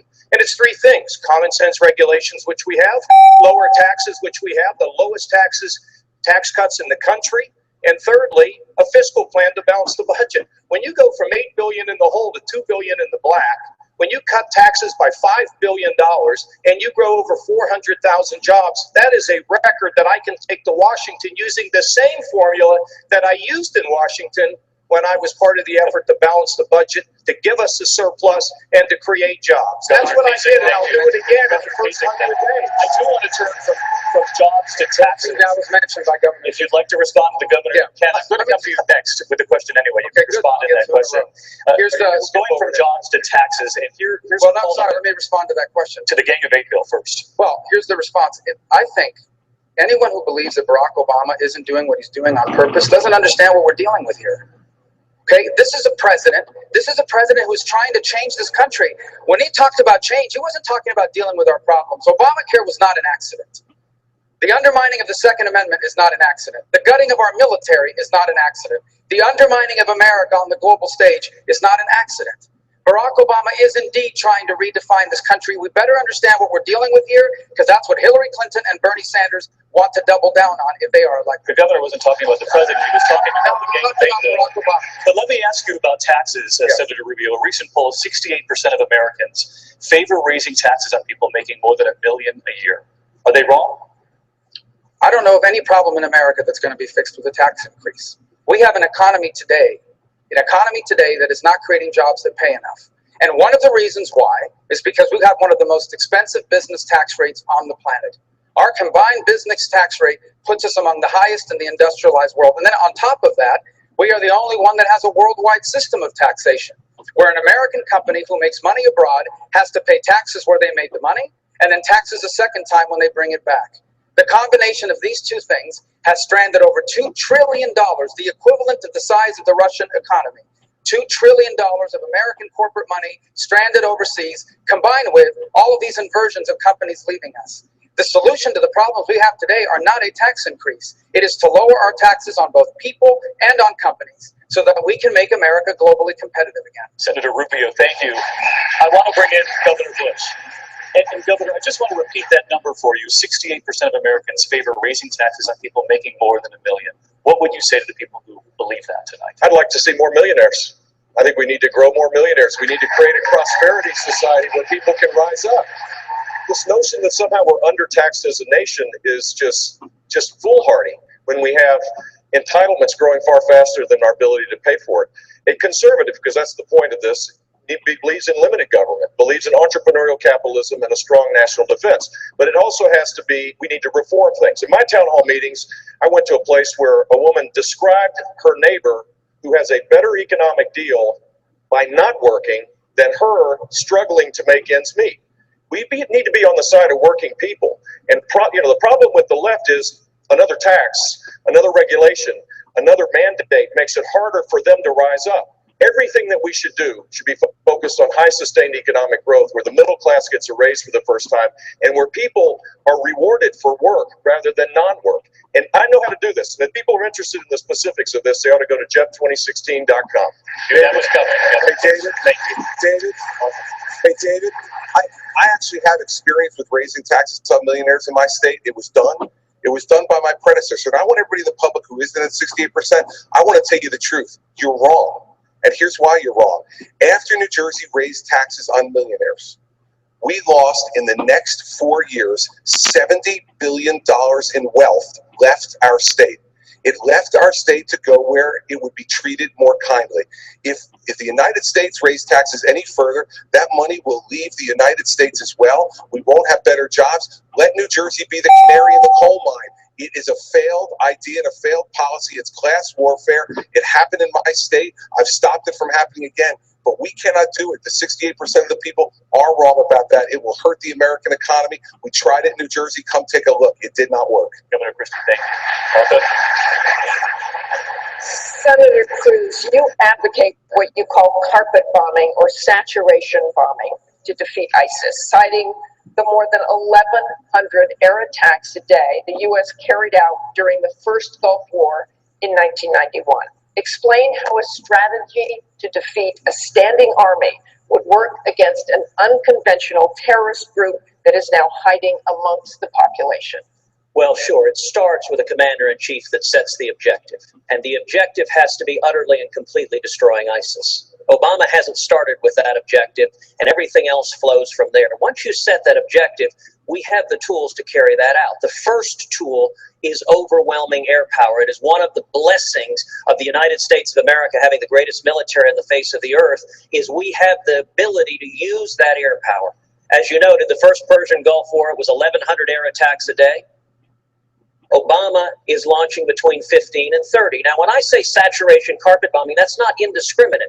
That is targeted at oil facilities. It's targeted at the oil tankers. It's targeted at command and control locations. It's targeted at infrastructure. It's targeted at communications. It's targeted at bombing all of the roads and bridges going in and out of Raqqa. It's using overwhelming air power.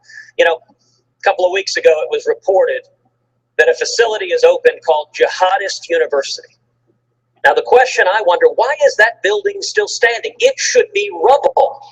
And if you had a president, although I will say this, I would be willing to wait until freshman orientation before launching those bombs. Senator Cruz, would you like to expand or loosen the rules of engagement? I was just over in a command center in Erbil, and they said they thought the rules of engagement worked because you have so many civilians in those populated areas. They don't want to hit civilians.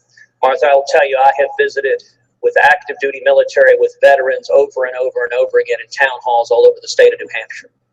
What we are doing to our sons and daughters, it is immoral. We are sending them in to fight with their arms tied behind their back. They cannot defend themselves, and it is wrong.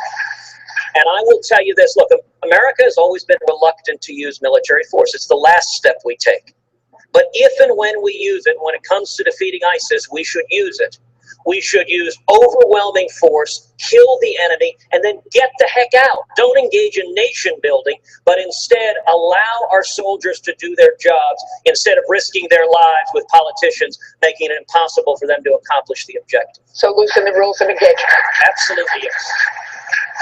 Senator Rubio, you said in the last debate that ISIS is the most dangerous jihadist group in the history of mankind, and that it will take overwhelming U.S. force to defeat them. Can you specifically tell us what you mean by overwhelming force? Well, first we need to understand who they are. ISIS is not just a jihadist group, they're an apocalyptic group. They want to trigger a showdown in a city named Dabiq between the West and themselves, which they believe will trigger the arrival of their messianic figure. And I'm not saying that's what's going to happen. The reason why it's important to understand that is because these are not groups that are just going to go away on their own. They are going to have to be defeated. And I believe they need to be defeated on the ground by a ground force made up primarily of Sunni Arabs. It will take Sunni Arabs to reject them ideologically and defeat them militarily. That will require a coalition of Iraqis and Syrians that are also Sunnis, but it will also require the cooperation of Jordanians, Egyptians. We should ask more of the Saudis. That will need to be backed up with more U.S. Special Operation Forces alongside them. And it will have to be backed up with increased airstrikes. And we're going to have to strike them, not just in Iraq and in Syria, but in every other part of the world where they've now created hubs of operation. They have affiliates in over a dozen countries across this planet. They have a sophisticated network of radicalizing people here in the homeland and around the world. But it all begins by taking away their safe operating spaces with a ground force that a U.S.-led coalition takes on. Again, Senator Rubio, you've already said ISIS is the most dangerous jihadist group in the history of mankind. So that would make it more dangerous than Al-Qaeda, the insurgents we fought in Iraq. We committed hundreds of thousands of U.S. troops to fight those groups. So if ISIS is the most dangerous group in history, why not commit a large U.S. ground force? Because they currently occupy Sunni cities and villages. Sunni cities and villages can only truly be liberated and held by Sunnis themselves. If they are held by Shia, it will trigger sectarian violence. The Kurds are incredible fighters, and they will liberate the Kurdish areas. But Kurds cannot and do not want to liberate and hold Sunni villages and towns. It will take Sunni fighters themselves in that region to take those villages and cities and then to hold them and avoid the sort of sectarian violence that follows in the past. And why that is important is because if Sunnis are not able to govern themselves in these areas, you are going to have a successor group to ISIS. ISIS is a successor group of Al-Qaeda. In fact, they broke away from Al-Qaeda because as horrible as Al-Qaeda is, ISIS thought Al-Qaeda was not radical enough. This is who we're dealing with, and they have more money than Al-Qaeda ever had. Well, what would you do differently to try to get those Sunni forces? They have not been coming forward. Well, the problem with the Sunni forces in the region is they don't trust this administration. This administration cut a deal with their mortal enemies, the Shia in Iran. It poisoned the well with these countries. It makes it very difficult to cooperate with them as a result. They also, by the way, understand what real U.S. air power looks like. They saw the Iraq War. They saw up close also Afghanistan. They know what air power looks like when the United States is committed to the cause. And they see the airstrikes that are being conducted now, and they say to themselves, that's not real commitment. We know what real commitment looks like. The Jordanian king was in Washington 3 weeks ago. He told everyone who would listen that they have begged for permission from the coalition to target caravans. And the coalition, meaning U.S. leadership on the ground, would not allow them to proceed with those airstrikes. Mr. Trump, thank you very much, Senator Rubio. Mr. Trump, you have said you will vigorously bomb ISIS. You've said we've got to get rid of ISIS quickly, quickly. How would you get rid of them so quickly? And please give us specifics. Well, 4 years ago, I said bomb the oil and take the oil. And if we did that, they wouldn't have the wealth they have right now. Now I still say the same thing because we're doing little pinpricks. We're not even bombing if somebody's driving a truck. They give notice to the person driving the truck, we're going to bomb. If they don't get out of the truck sails away with the oil. We actually have a case where we don't want to bomb the oil because we don't want to pollute the atmosphere. Can you imagine General Douglas MacArthur or General Patton saying we can't bomb because we're going to hurt the atmosphere? You have to knock the hell out of the oil. You have to take the oil, and you also have back channels of banking. You have people that you think are our great allies, our friends in the Middle East that are paying tremendous numbers of dollars, tremendous amounts of money to ISIS. So we have to stop those circuits. Nobody knows banking better than I do. They have back circuits, back channels. Tremendous amounts of money is coming in through the banking system. So between the oil and the banking, you will dry them up. But it should have been done 4 years ago, not now. And what would you do in those cities where there are people who we are trying to help, who ISIS is essentially holding hostage? You have to go in. First of all, when you take away their money, when you take away their wealth, that'll very much weaken, and it will happen fairly fast. They'll last for about a year based on all of the wealth they've accumulated.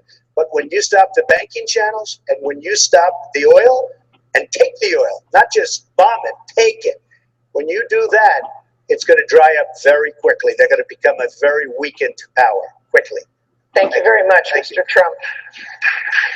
Let's turn to Libya. Governor Bush, it is a country in chaos. There is no government. This week, defense officials said there are now 5,000 ISIS fighters there, roughly doubling previous estimates. We know you and others have been critical of the administration's handling of Libya after the initial airstrikes that you supported. But this is a problem you would stand to inherit if you're the next president. Reports this week said the administration is considering new airstrikes, possible special operations raids. Would you support renewed airstrikes or any U.S. involvement on the ground? I would, and I would do it in concert again with our Arab allies and with Europe, most particular in this case. This is the lesson learned in history. If you bomb something and not do anything as it relates to deal with the aftermath of this, if you don't have a stable government, you get what we have in Libya. And this is not leading from behind. It's not an effective policy. We have to lead. Without the United States, nothing seems to work. Europe doesn't have the ability to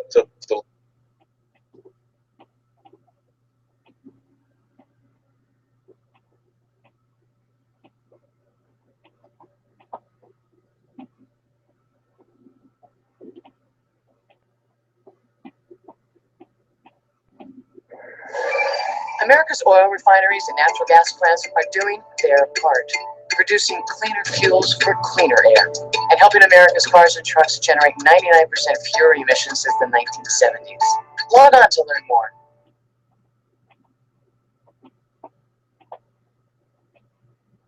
Thank you very much, Governor Bush. Dr. Carson.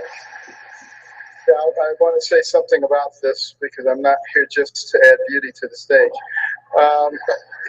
You know, I've been talking about Libya for quite a long time. I think I was the first one to start talking about it because I say we have to have a proactive foreign policy strategy. And of course, the next place that ISIS is going to attack to is Libya. If you want to expand your caliphate and increase your influence, then you're going to go to a place that's strategically located. You go north across the Mediterranean, you're into southern Europe. You go south, you're into Chad and Sudan and Niger, and not to mention the fact that you've had much more oil than you do in Iraq. That's the kind of place that they're going to go to.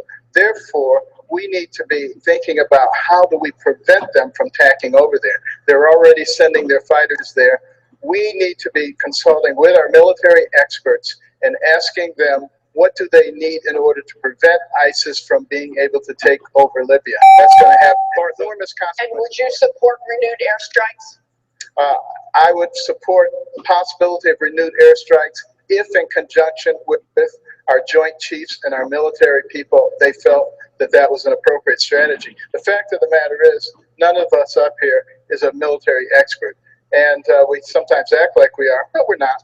And if we actually sit down and talk with them and get them to understand our plan and get their impression of what needs to be done, I think we're going to make a lot more. Martha and David, we're going to move on. Martha and David, thank you. We're going to stay on ISIS here and the war on terror because, as you know, there's been a debate in this country about how to deal with the enemy and about enhanced interrogation techniques ever since 9/11. So, Senator Cruz, you have said, quote, torture is wrong, unambiguously, period. Civilized nations do not engage in torture. Some of the other candidates say they don't think waterboarding is torture. Mr. Trump has said, I would bring it back. Senator Cruz, is waterboarding torture? Well, under the definition of torture, no, it's not. Under the law, torture is excruciating pain that is equivalent to losing organs and systems. So under the definition of torture, it is not. It is enhanced interrogation. It is vigorous interrogation, but it does not meet the generally recognized definition of torture. If elected president, would you bring it back? I would not bring it back in any sort of widespread use. And indeed, I joined with Senator McCain in legislation that would prohibit line officers from employing it because I think bad things happen when enhanced interrogation is employed at lower levels. But when it comes to keeping this country safe, the commander-in-chief has inherent constitutional authority to keep this country safe. And so if it were necessary to, say, prevent a city from facing an imminent terrorist attack, you can rest assured that as commander-in-chief, I would use whatever enhanced interrogation methods we could to keep this country safe. Senator Cruz, thank you. Mr. Trump, you said not only does it work, but that you'd bring it back. Well, I'll tell you what. In the Middle East, we have people chopping the heads off Christians. We have people chopping the heads off many other people. We have things that we have never seen before as a group. We have never seen before what's happening right now. In medieval times, I mean, we studied medieval times. Not since medieval times have people seen what's going on. I would bring back waterboarding, and I'd bring back a hell of a lot worse than waterboarding. Mr. Trump, thank you. Governor Bush, you have said that you won't rule waterboarding out. Congress has passed laws banning the use of waterboarding by the military and the CIA, as you know. Would you want Congress to change that if you're elected president? No, I wouldn't. No, I wouldn't. And it was used sparingly. Congress has changed the laws, and I think where we stand is the appropriate place. But what we need to do is to make sure that we expand our intelligence capabilities. The idea that we're going to solve this fight with predator drones, killing people somehow is more acceptable than capturing them, securing the information. This is why closing Guantanamo is a complete disaster. What we need to do is make sure that we are kept safe by having intelligence capabilities, both human and technological intelligence capabilities, far superior than what we have today. That's how you get a more safe place, is by making sure that we're fully engaged. And right now, this administration doesn't do that. Governor Bush, thank you. Senator Rubio, I do want to ask you, you have said that you do not want to telegraph to the enemy what you would do as commander-in-chief. But for the American people watching tonight who want to know where the next president will stand, do you believe waterboarding is torture? Well, when people talk about interrogating terrorists, they're acting like this is some sort of law enforcement function. Law enforcement is about gathering evidence to take someone to trial and convict them. Anti-terrorism is about finding out information to prevent a future attack. So the same tactics do not apply. And it is true, we should not be discussing in a widespread way the exact tactics that we're going to use, because it allows terrorists and others to practice how to evade us. But here's the bigger problem with all this. We're not interrogating anybody right now. Guantanamo is being emptied by this president. We should be putting people into Guantanamo, not emptying it out. And we shouldn't be releasing these killers who are rejoining the battlefield against the United States. Senator Rubio, thank you. We're going to turn now to the topic of executive orders, and for that, we're going to turn back to Mary Catherine Ham. Mary Catherine. Thanks, David. Senator Cruz, on the campaign trail, you've promised voters a lot and fast. If you're elected president, you say you'd end Common Core immediately, abolish the IRS, and do away with sanctuary cities. You've also been a persistent critic of President Obama's executive overreach, going it alone, not working with Congress. How do you intend to implement this aggressive agenda within your constitutional authority, especially given that it would require working with Congress and Washington players with whom you're happy to say you have a strained relationship? Well, thank you for that question. You know, there are three avenues of presidential authority to change the direction of this country. The first is executive power. The second is foreign policy. And the third is legislation. Executive power, as we all know, has been the preferred vehicle of President Obama, abusing his authority, abusing his constitutional authority. Now, the silver lining of that is everything done with executive power can be undone with executive power. So I have pledged on day one, I will rescind every single illegal and unconstitutional executive action Barack Obama has done. That means on day one, his efforts to restrict the Second Amendment go away with a strike of a pen. That means on day one, his illegal executive amnesty goes away with a strike of a pen. The reason I can end Common Core at the federal level is because Obama is abusing executive power, using race to the top funds in the Department of Education to force it on the states. That's one avenue. The second avenue of change is foreign policy. And foreign policy can change the fastest. It's worth remembering that Iran released our hostages the day Reagan was sworn in. And then the third is legislation, and that can only be done with the people behind you, which is why the two big legislative initiatives I'm campaigning on are repealing Obamacare and adopting a simple flat tax to abolish the IRS. Mr. Trump, if Senator Cruz is known for opposing deals, you literally wrote the book on making them. Senator Cruz has mentioned that on the trail. What would you say to those conservatives who are concerned that a deal maker will just perpetuate the same deals in Washington and the way that things run now? How do you disturb No, a good deal maker will make great deals, but will do it the way our founders thought it should be done. People get together, they make deals. Ronald Reagan did it with Tip O'Neill very successfully. You didn't hear so much about executive orders, if you heard about it at all. You have to be able to get a consensus. Now, the real person, like it was mentioned about the deal with Iran, how bad a deal is that? It doesn't get any more amateurish than that. A good deal maker would never make a deal like that. With Congress, you have to get everybody in a room, and you have to get them to agree. But you have to get them to agree what you want. And that's part of being a deal maker. You can't leave the White House, go to Hawaii and play golf for 3 weeks and be a real deal maker. It doesn't work that way. You have to get people in, grab them, hug them, kiss them, and get the deal done. But it's got to be the deal that you want. Governor Kasich. Is the problem with Washington that there are too many deals or too few?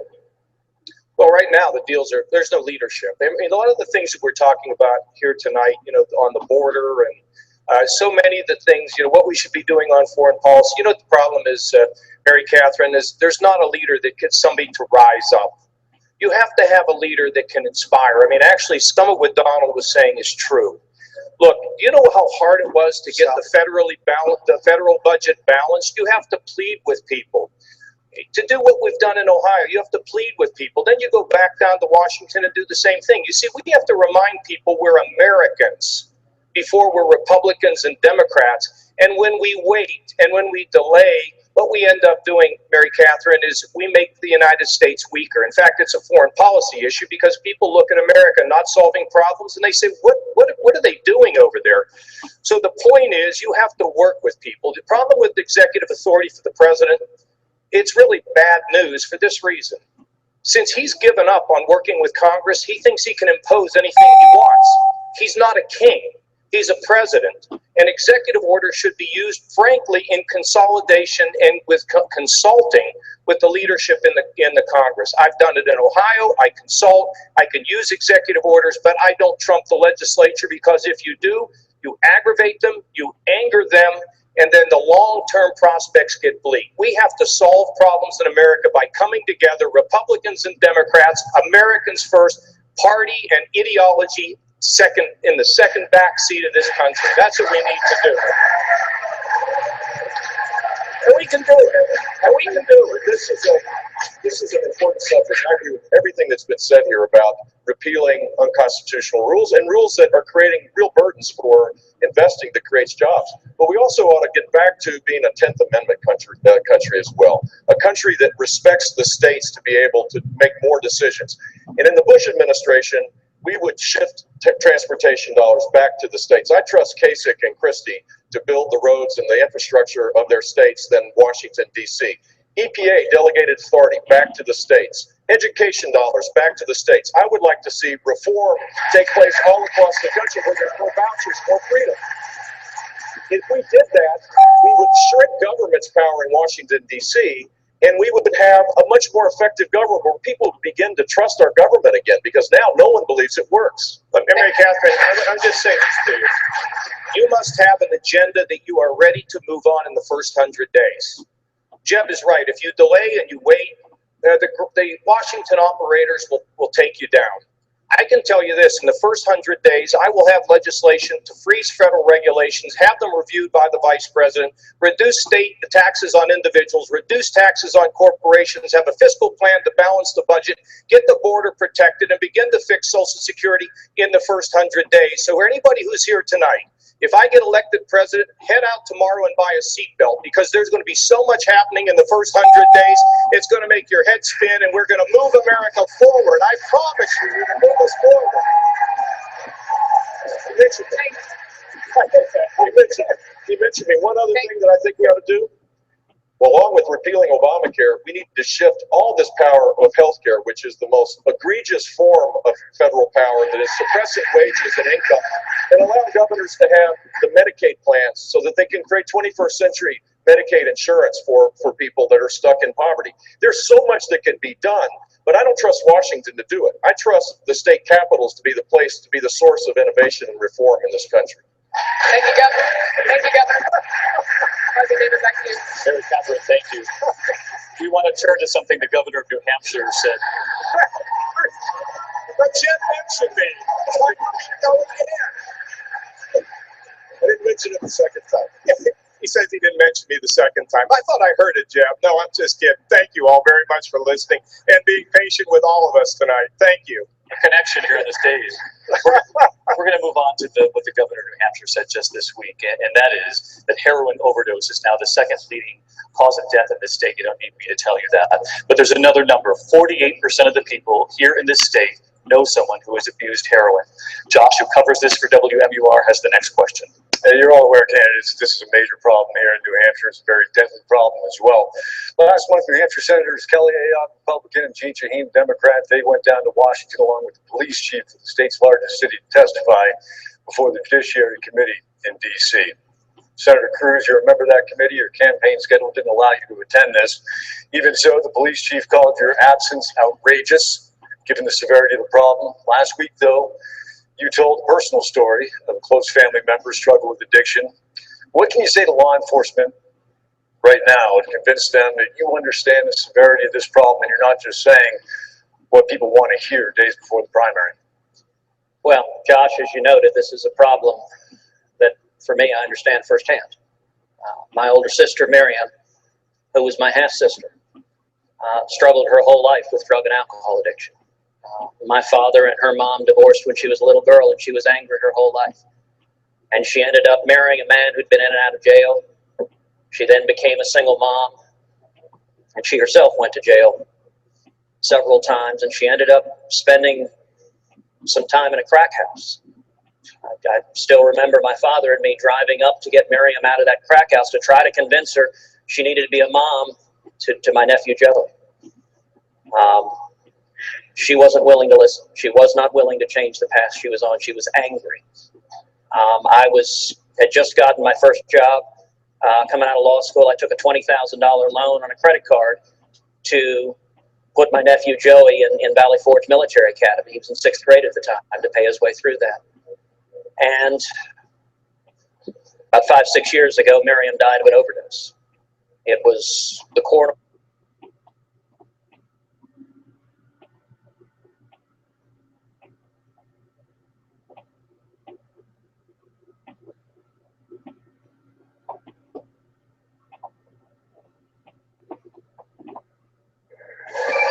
Think cleaner air is just pie in the sky? Well, it's not. EPA says air emissions are down since 1970, all while the economy, population, and energy use increased. So everyone can breathe a little easier. Log on to learn more.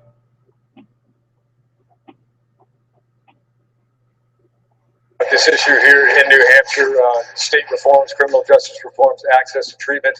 To Senator Cruz's point, let's take it a step further. Would you be willing to engage in cross-border enforcement into Mexico, a place where law enforcement here in New Hampshire has traced a lot of this supply back to?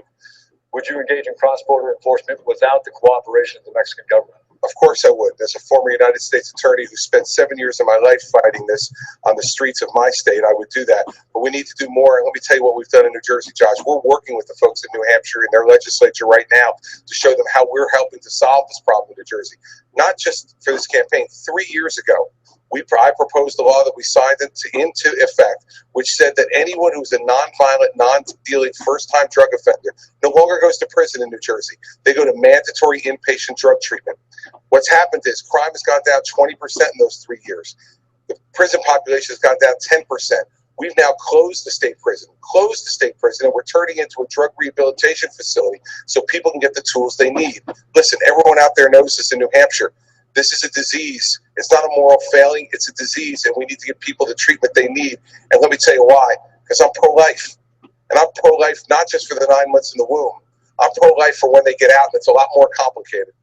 16-year-old, heroin-addicted drug girl on the floor of the county lockup. I'm pro-life for her life. The 42-year-old lawyer who's taking OxyContin and can't get out of bed and support his family. I'm pro-life for his life. Every one of those lives is an individual gift from God. And the last thing is this. These efforts we've taken over the last 3 years, 2015 in New Jersey, for the first time in 4 years, drug overdose deaths have gone down, not up. I'll bring the same solutions to the country.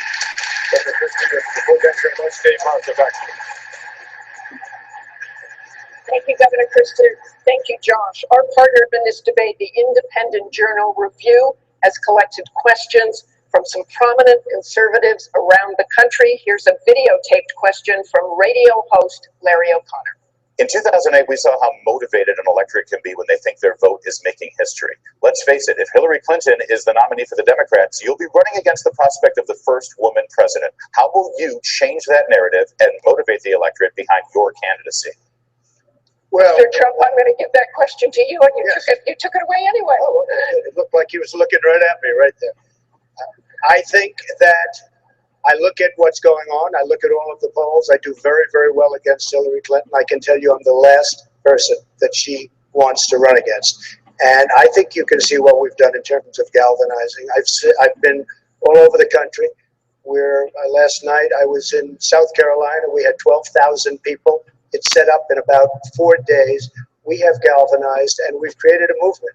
A lot of it has to do with, as an example, Josh's question on drugs. I'm the first one that said, build a wall, but I mean a real wall, not a toy wall like they have right now, a real wall, and you'll solve lots of problems. But we will galvanize the people of this country, and we will beat Hillary Clinton, because assuming that she runs, by the way, how she gets away with the email stuff is hard to believe. So I don't know that she's going to be running, but on the assumption she runs, I mean, look, and speaking of that, if she runs, she's running for one reason. She's going to be able to run for one reason, and that's because the Democrats are protecting her, because so many people have done so much less than her, and they were absolutely, their lives have been destroyed. But on the assumption they do protect her, I will win the election, and we will win it by a lot. We will win it handily. We cannot have another 4 years of essentially Barack Obama. Thank you very much, Mr. Trump. I'm going to go to Senator Rubio on this. How would you change that narrative? I think it's already happening. Look at the turnout in Iowa. A historic number of people came out and voted in those caucuses. They're saying the same thing's going to happen here in New Hampshire. Look at the rallies that every single person on the stage is having. Much higher numbers than you used to see in the past, and here's why.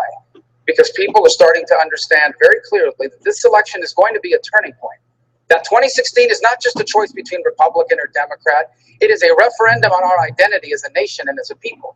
And so here's what Hillary Clinton needs to understand. We're going to have our primary. We're going to have our debates, which, by the way, are twice as many as the Democrats have been willing to have themselves. But we're going to bring this party together. And we are going to defeat Hillary Clinton because she is unqualified to be the president of the United States of America. She put classified information on her computer because she thinks she's above the law. And anyone who lies to the families of people who have lost their loved ones in the service of our country, like she did in Benghazi, can never be the commander-in-chief of the United States of America. Thank you, Senator Rubio. Dr. Carson, I want to go to you on Barry O'Connor's question. Would you change the narrative? It's the same question? Yes. Yes. Well, first of all, I think it would be a pretty easy contrast, quite frankly, between myself and Hillary Clinton. In one case, you have someone who is known as a deceitful individual, an individual who, at Benghazi, which I will never let go, quite frankly, because I think of those two men who went up there on the top of that compound with machine guns, firing away, allowing their colleagues to escape. And I'm sure in the back of their mind, they were just saying, if we can just hold on, help is on the way. But help was not on the way. When did we in the United States not send people to help our own people? You know, this is not who we are. And I would simply make it a referendum on honesty and integrity versus deceit and the Washington way. Thank you very much, Dr. Carson. I'm going to go back to David. Governor, we'll come to you in the next segment. When we come back, questions about race, about our veterans, and social issues, what younger conservative voters are now saying, as we continue from New Hampshire with the Republican debate right here on ABC.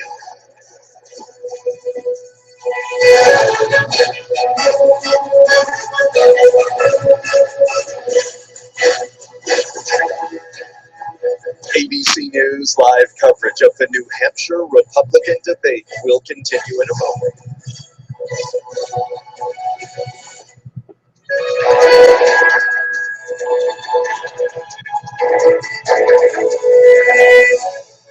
Hey everyone, you are watching ABC News' continuing coverage of the GOP debate tonight in Manchester, New Hampshire. I'm Amna Navaz here with Devin Dwyer in New York. Thanks for staying with us.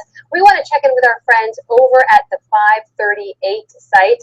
They have been keeping an eye on the debate, tracking all the data, and they're going to geek out with us a little bit to tell us what they have been watching and what they see happening in the debate. Harry Enton and Claire Malone join us now live. Guys, tell me what you have been keeping track of there. A lot. It's a pretty lively debate. I think first of all, Marco Rubio is maybe looking a little bit off his game, and everyone is sort of watching for him a little bit. And Chris Christie kind of came right out of the gate and sort of attacked him on sort of competence and leadership qualities. So that's one thing that we've been sort of watching. Yeah, I would say exactly that. I mean, we don't know how much can change in New Hampshire in the final few days. You know, New Hampshire's supposedly wait until the last minute to make up their mind. And if they do, then tonight's debate could in fact be a game changer for Chris Christie, John Kasich, Jeb Bush, who are all in the same lane as Marco Rubio. Okay, Harry, I'm going to put you on the spot now. 538 is predicting Donald Trump with a 61% chance of winning the New Hampshire primary. Maybe you can relay the question to Harry. It's 61% of the chance. Does that change? Real-time prediction. You guys think the number changes? So 61% chance of Donald Trump winning in New Hampshire. Is it going to change because of this debate? What do you think? I think that there's a chance that it could change, but Trump is so far ahead right now. Yeah. I'm just not quite sure that this is the type of debate that can change it. But changing for second place, that I think is what it is. Yeah, I think Trump supporters tend to maybe be, if they support him, their support is sort of deep, and they might not be swayed by, say, a debate thing. But I think you're right that the sort of the battle for second place is kind of looking like there's a middle of the pack thing going on here, and I think that's most probably the interesting thing in New Hampshire right now. Yeah. Yes. I would agree with that. Yeah. So a lot of folks have been talking to you guys about the governors, about Kasich and Bush and Christie. Who to you so far has stood out tonight and stands a chance to break into the top of the pack? Yeah, the governors. I think Christie is sort of distinguishing himself tonight as being sort of the attack dog. I mean, he's mentioned several times, saying Rubio can't handle things. This is what Washington does to politicians. It makes them rely on canned responses that their advisors have written up for them. So I think of the three governors, all right, I would say Christie's 538, Claire Malone and Harry Ensign. We're going to go back to debate coverage right now. Live from Manchester, New Hampshire, here again is George Stephanopoulos.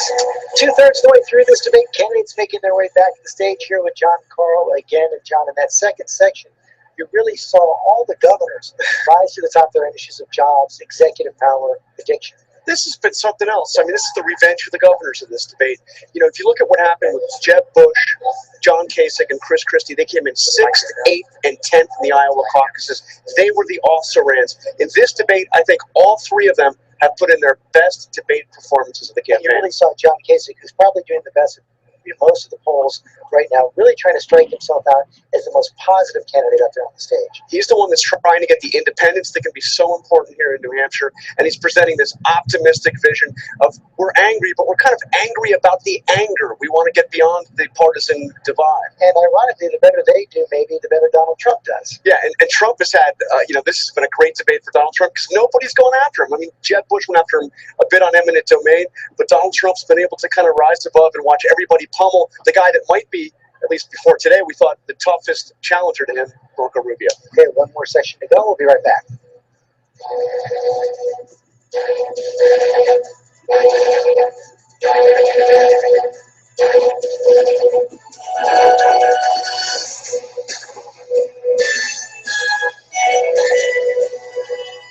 And we're back on ABC News Digital. I'm Devin Dwyer here with Amna Nawaz. And let's take a look at what's going on social right now. Specifically, let's take a look at Twitter. What people are talking about is the ABC GOP debate in New Hampshire is underway. Take a look here. What you're seeing on this chart here is the Twitter mentions of Donald Trump and Marco Rubio through time since the start of the debate up through the 9:30 hour. Take a look at this. If you can follow the bottom line, Marco Rubio for the first time tonight at about 8:30 surpassed Donald Trump in mentions on Twitter. That's pretty interesting. Marco Rubio getting the most buzz on Twitter for a couple of moments. And we do want to point out it's the first time that has happened. It is notable, especially for a candidate like Trump, who is so active on Twitter and often gets most of those mentions, even when there's not a debate going on. Let's check in now with ABC's Charlie James, who is out there in the field for us in New Hampshire. Hey, Charlie, where are you? What's going on?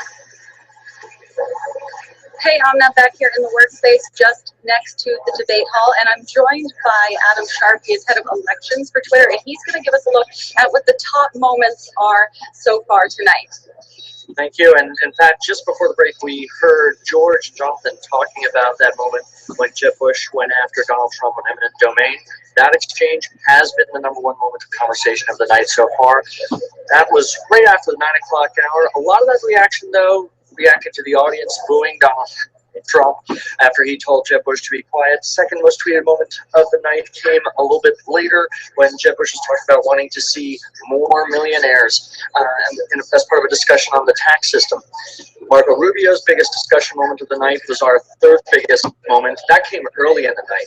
Chris Christie going after him on his experience teasing him a bit for staying on message. Rubio finished So a lot of big moments here so far, and we still have a lot more debate to go. Up next. That's right. That's ABC's Charlie James in the field. Remember to use the hashtag GOP debate. Stay with us here for continuing coverage. Back to the GOP debate now in New Hampshire. Live from St. Anselm College in New Hampshire, here again are David Mule and Martha Reds. Welcome back to New Hampshire, ABC News coverage of the Republican debate, and it's great to have you back at the podiums, and we want to turn to race in America and Mr. Trump. There are many who argue cell phones and smartphones are just now exposing what's been happening in this country for years, cases of excessive force against minorities. As you know, Mr. Trump, on the other side, the FBI director recently said there's a chill wind blowing through law enforcement because of increased scrutiny. You have said police are the most mistreated people in America. As president, how do you bridge the divide?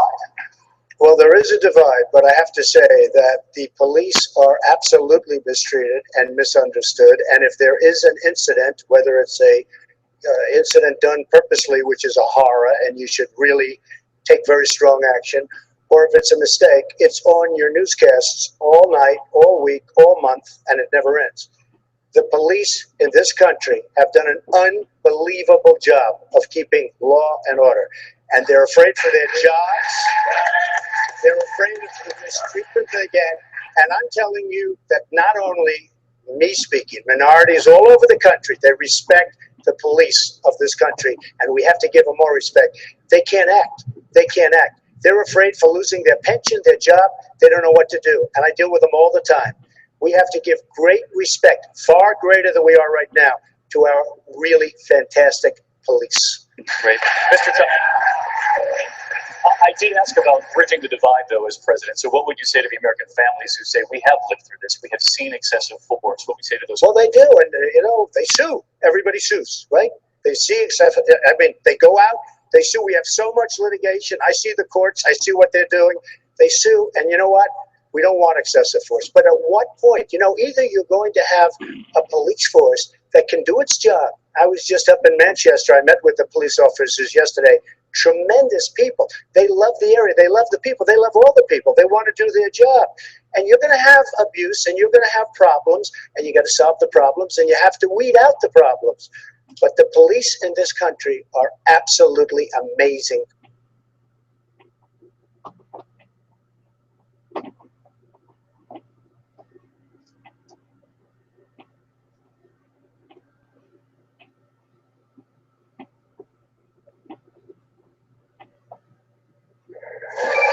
Think cleaner air is just pie in the sky?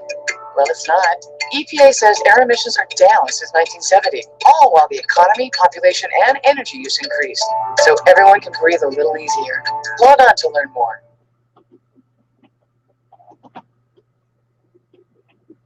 Bring community and police together so we can have a win-win. We need more win-wins in America, and we don't have to pick one over another or divide. We love the police, but we've got to be responsive to the people in the communities. We have to do all of it. Senator Rubio, I want to ask you next.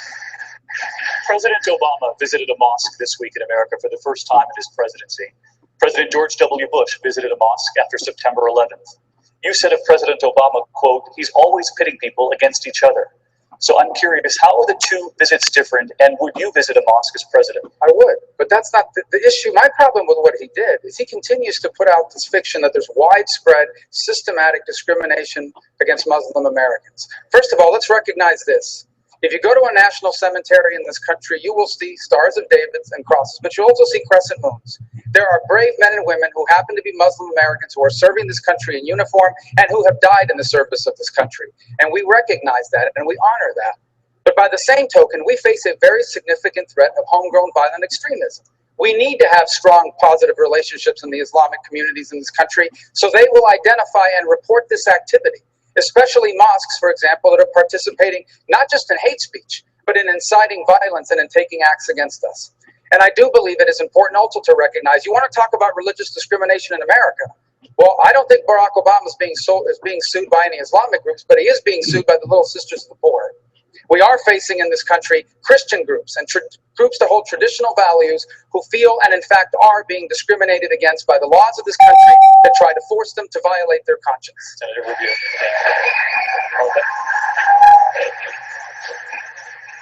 Governor Christie, earlier this week, the World Health Organization declared the Zika virus a global emergency. The same kind of mosquitoes that carry the Zika virus in Latin America are found here in the United States, and the virus has been linked to severe birth defects. Governor Christie, at the peak of the Ebola outbreak in West Africa, you ordered an American nurse who landed at Newark Airport be detained and quarantined. As fear spread now of the Zika virus, and with the Rio Olympics just months away, is there a scenario where you would quarantine people traveling back from Brazil to prevent the spread in the United States? You bet I would. And the fact is that because I took strong action to make sure that anyone who was showing symptoms, so let me remember what happened with that nurse. She was showing symptoms and coming back from a place that had the Ebola virus active, and she had been treating patients. This was not just some like we picked her up just for the heck of it, right? We did it because she was showing symptoms. And the fact is, that's the way you should make these decisions. You make these decisions based upon the symptoms, the medicine, and the law. We quarantined her. She turned out to test negative ultimately after 48 hours, and we released her back to the state of Maine. But I want to add something on the issue of mosques. Now, I'm the only one up here who's got a law enforcement background and was the U.S. attorney after September 11th. I went to mosques throughout my state to build bridges between our community and law enforcement so we could get intelligence and information from these folks. I've had the experience of working with them as governor of New Jersey as well. We cannot mix the radical Islamic jihadists with everyday Muslim Americans. New Jersey has the second largest Muslim American population in America of any state. These are good, law-abiding, hardworking people. What they need is our cooperation and our understanding. They do not need just broadsides against them because of the religious faith they practice. Governor Christie, thank you. I'm going to move to Dr. Carson and go back to the Zika virus. Is that going too far, quarantining? You're a doctor. What would you do? Well, it's not a simple issue. And now, we've got evidence that there can be active viruses in other bodily fluids like saliva and urine. So this is going to be obviously a big deal. Do we quarantine people if we have evidence that they are infected and that there is evidence that that infection can spread by something that they're doing? Yes. But, just willy-nilly going out and quarantining a bunch of people because they've been to Brazil, I don't believe that that's going to work. What we really need to be thinking about is how do we get this disease under control? And this is where we need rapid response. We need a rapid response for Ebola. We need rapid response for Zika. There will be other things that will come up. And these are the kinds of things that the NIH, the CDC can be very effective in. We need to give them the appropriate support for those kinds of things. Thanks very much, Dr. Carson. I want to move on to the military. Senator Rubio, all restrictions on women in combat have been lifted as long as they qualify, positions including special operations forces like Navy SEALs. Just this week, the military leaders of the Army and Marine Corps said that they believe young women, just as young men are required to do, should sign up for selective service in case the draft is reinstated. Many of you have young daughters. Senator Rubio, should young women be required to sign up for selective service in case of a national emergency? Well, first let me say there are already women today serving in roles that are like combat, that in fact whose lives are in very serious danger. And so I have no problem whatsoever with people of either gender serving in combat, so long as the minimum requirements necessary to do the job are not compromised. But I support that. And obviously, if now that is the case, I do believe that selective service should be opened up for both men and women in case a draft is ever instituted. I think the more fundamental challenge we're now facing is what's happening to the U.S. military. I've said this many times already, and I think it's important to start paying attention to this. Our Air Force is about to be the smallest it's been in 100 years. I'm sorry, in our history. Our Army is set to be smaller than it's been since the Second World War, and our Navy is about to be the smallest than it's been in 100 years. I think we need to begin to refocus on rebuilding our military, because every time we have cut our military in the history of this country, we have had to come back later and rebuild it, and it costs more, and it's a lot more chaotic and dangerous. When I'm president, we are rebuilding the U.S. military. Thank you, Senator Rubio. Governor Bush, do you believe that young women, Say it again. do you believe young women should sign up for selective service, be required I to do. do so? I do. And I think that we should not impose any kind of political agenda on the military. There should be, if women can meet the requirements, the minimum requirements for combat service, they ought to have the right to do it for sure. They ought to be focused on the morale as well. We ought to make sure that we have readiness much higher than we do today. We need to eliminate the sequester, which is devastating our military. We can't be focusing on the political side of this. We need to realize that our military force is how we project our word in the world. When we are weak militarily, it doesn't matter what we say. We can talk about red lines and ISIS being the JV team and reset buttons and all this. If we don't have a strong military, then no one fears us and they take actions that are against our national interests. Tell me what you'd say to American people out there who are sitting at home, who have daughters, who might worry about those answers and might worry that the draft is reinstituted. Well, the draft's not going to be reinstituted, but why, if women are accessing... Should you do away with it? No, I didn't say that. You asked the question not about the draft. You asked about registering. And if women are going to be supporting... the draft. If we don't have a draft, I'm not suggesting we have a draft. What I'm suggesting is that we ought to have readiness being the first priority of our military, and secondly, that we make sure that the morale is high. And right now, neither one of those are acceptable because we've been gutting the military budget. We also need to reform our procurement process. We need to make sure that there are more men and women in uniform than civilians in our Defense Department. There's a lot of things that we need to do reform to bring our defense capabilities into the 21st century, and I'm the guy that could do that. That's why I have the support of generals, of admirals, of 12 Medal of Honor recipients, and many other people that know that I would be a steady commander-in-chief and rebuild our military. Thank you very much. Can I be really clear on this, because I am the father of two daughters. One of them's here tonight.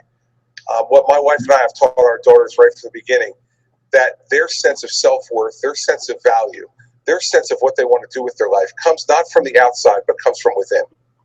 And if a young woman in this country wants to go and fight to defend her country, she'd be permitted to do so. And part of that also needs to be a part of a greater effort in this country. And so there's no reason why one young woman should be discriminated against from registering for the selective service. The fact is, we need to be a party and a people that make sure that our women in this country understand anything they can dream, anything that they want to aspire to, they can do. That's the way we raise our daughters, and that's what we should aspire to as president for all the women in our country. Thank you very much, Governor Christie. Can I say we just covered, wait 1 second, Dr. Carson. About the draft, just very quickly. Very quickly. 14% decrease in the number of people applying for voluntary military service. And I think part of it is because of the way that we treat our veterans. We wouldn't be a free country if it wasn't for them. And we have 22 veterans per day committing suicide. So I think what we should do is have an external support system for people once they volunteer, and it should follow them throughout their career. They should follow them for 3 years or 5 years afterwards. A year before they get out, it should be working on integrating them back into society so that they quit on Friday and they start their new job. They should have health empowerment accounts that are subsidized so they can go to any medical facility and be taken care of. They can go to a VA if they want to. But if we start taking care of our veterans the right way, we won't have to ever worry about the draft again. Thank you very much for bringing up that subject, Dr. Carson, of our veterans. And for another question about our veterans, we go back to Josh McKelvin from WMUR. Josh? Thank you, Martha. None of you on stage tonight have ever worn a uniform as a member of the armed services. That's the reality of it, but as a commander-in-chief, you'll also be charged with the care of 23 million active duty service members and veterans in this country. Some have suggested privatizing the VA as a way to enhance care and increase the quality of the care and access. Others say that veterans should carry ID cards that will allow them access to any hospital or healthcare provider. Governor Bush, what specifically would you do to ensure that those who sacrifice for us are cared for? I totally agree that we need to give veterans more choices. A veteran's card to be able to go to a private provider will enhance the quality of the service inside the Department of Veterans Affairs. We need career civil service reform. Only 3 people were fired after waiting lists were dropped where veterans didn't get care, and people died. It is outrageous. And Hillary Clinton says that that's acceptable because she is captive of the public service unions. Career civil service reform would allow the next president to fire people that are just showing sheer incompetence. At a town hall meeting today, someone told the story of their father, who looked like he was 85. He got a bill 8 years later from an operation he had. 8 years it took. They couldn't resolve the dispute. And then he was told that he died. Literally, the Veterans Administration sent a death certificate to this guy. And it took 9 months to clarify the guy. I met him, and he's voting for me. And he is likely to be alive.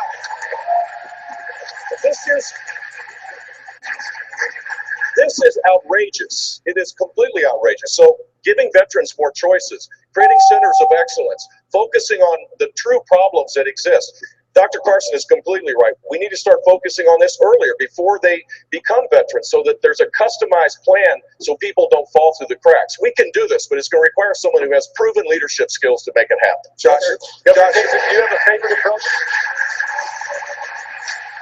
Josh, I mean, clearly, when a veteran comes home, they should get health care anywhere they want to go. In our state, which is what we should do in the country, you know, if they drive a truck from Kabul to Kandahar in Afghanistan, we say you can drive a truck from Columbus to Cleveland and we don't have to go get a license. We're going to hand you one. And if you've got expertise in the military, we're going to give you college credit or community college credit for the things that you did for our country. And in addition to that, I'll tell you one of the biggest things I think has to be done, and I would do it as president. The Pentagon has got to work with the returning soldier, sailor, along with the family. And they're the most valuable employees in the country. I call them golden employees. Everybody wants to hire a veteran, but there is a disconnect between the job openings and the veteran when the veteran comes back. The veteran is a leader. The veteran is strong. The veteran is drug-free. There should be no unemployment among veterans. And if the Pentagon will work with the veteran services agencies all across this country, Josh, we can get people jobs, and we can get them jobs quickly, get them their health care, get them their college education. Let's lift them. They're the greatest people defending the United States of America, and we need to take care of them, and we will. We will. Well, my brother's a veteran. We're very proud of him in our family. He served as a Green Beret in the 7th Special Forces from 1968 through 1971. And as part of his training, he jumped out of an airplane and he lost his 2 front teeth. And for years, he's had to go to get these dental claims. And every time he goes to get one of these dental claims filled, the VA asks him, well, how do we know you lost your teeth in the Army? And he says, well, it's the only time I ever jumped out of a plane. But he's had to fight through this process, and I've watched it firsthand. That's why I'm proud that I worked in a bipartisan way. We passed the VA accountability bill that for the first time allows the VA secretary to fire someone who's not doing a good job, who's a senior executive. And the governor's right, they've only fired 3 people up to now. More people will be fired if I'm president. But the portability part of it is incredibly important. Veterans should be able to take their VA benefits to any hospital or any doctor they want to go to. When I am president of the United States, veterans will be able to take their benefits to any hospital or any doctor that they choose.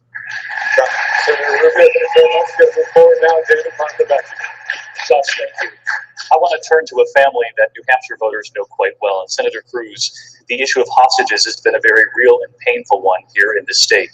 As we all know, James Foley was killed. His mother, Diana, said our government should be willing to negotiate, arguing that families should also be allowed to raise money for ransom.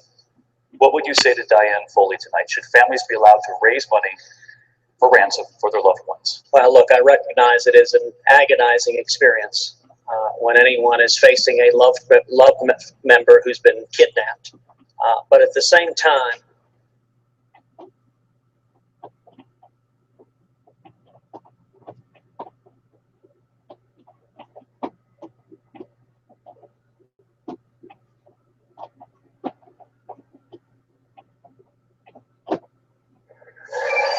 fracking is delivering lots more clean domestic natural gas, increasingly the fuel of choice for electricity generation, helping drive down U.S. carbon emissions, part of the climate solution, right in our backyard. Log on to learn more.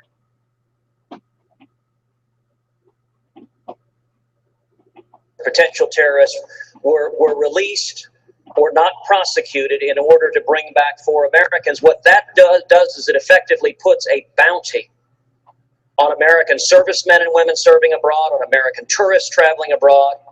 And the proper approach is a president and commander-in-chief that defends this country and that goes after the terrorists rather than showing them weakness and encouraging them to target more Americans. Senator Cruz, thank you. Mr. Trump, what would you say to Diane Foley? Should families be allowed to raise money for ransom? Well, I know Diane Foley very well. Her husband, and these are tremendous people. I spoke for them. I've raised a lot of money for the foundation. I fully understand James, that was really the first that we saw really visually so horrible. And I will tell you, though, with all of that being said, you cannot negotiate this way with terrorists. If you do, you're going to have many, many more James Foleys.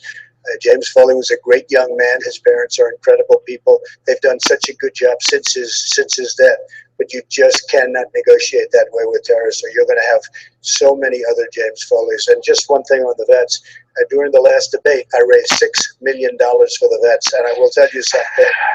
I will tell you that I think nobody here, nobody on the stage gets along with the veterans groups in New Hampshire better than I do, with Al Baldessaro and all of the people that I deal with. And these are great people.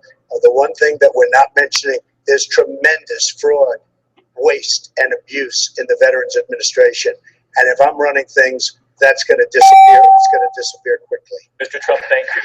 We want to turn now to social issues and young voters, and for the question from Mary Catherine. Thanks, David. Senator Rubio, one of the lazier pieces of political conventional wisdom is that so-called social issues are hurting Republicans with young people. But on the two most prominent social issues, polling with millennials actually moves in different directions. On one hand, it's clear young people across the political spectrum increasingly favor same-sex marriage. However, young voters have not moved to the left on abortion. In fact, large numbers of them favor at least some modest restrictions that conservatives have supported. How do you speak to millennials on both these issues while Democrats will inevitably charge intolerance and extremism? Well, first of all, I don't believe that believing in traditional marriage the way I do makes you a bigot or a hater. It means that you believe that this institution that's been around for millennia is an important cornerstone of our society. I respect people that believe differently, but I believe deeply that marriage should be between one man and one woman. On the issue of life, to me, the issue of life is not a political issue. It's a human rights issue, and it's a difficult issue because it puts in conflict two competing rights. On the one hand is the right of a woman to choose what to do with her body, which is a real right. And on the other hand is the right of an unborn human child to live. And they're in conflict. And as a policymaker, I must choose which one of these two sides takes precedence. And I've chosen to err on the side of life. Here's what I find outrageous. There has been 5 Democratic debates. The media has not asked them a single question on abortion. And on abortion, the Democrats are extremists. Why doesn't the media ask Hillary Clinton why she believes that all abortion should be legal, even on the due date of that unborn child? Why don't they ask Hillary Clinton why she believes that partial birth abortion, which is a gruesome procedure that's been outlawed in this country, she thinks that's a fundamental right? They are the extremists when it comes to the issue of abortion, and I can't wait to expose them in a general election.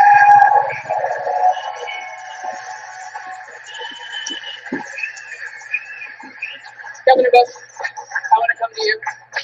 Your allies have recently attacked Senator Rubio for being too pro-life to be elected in November. You've made a similar charge today in an interview.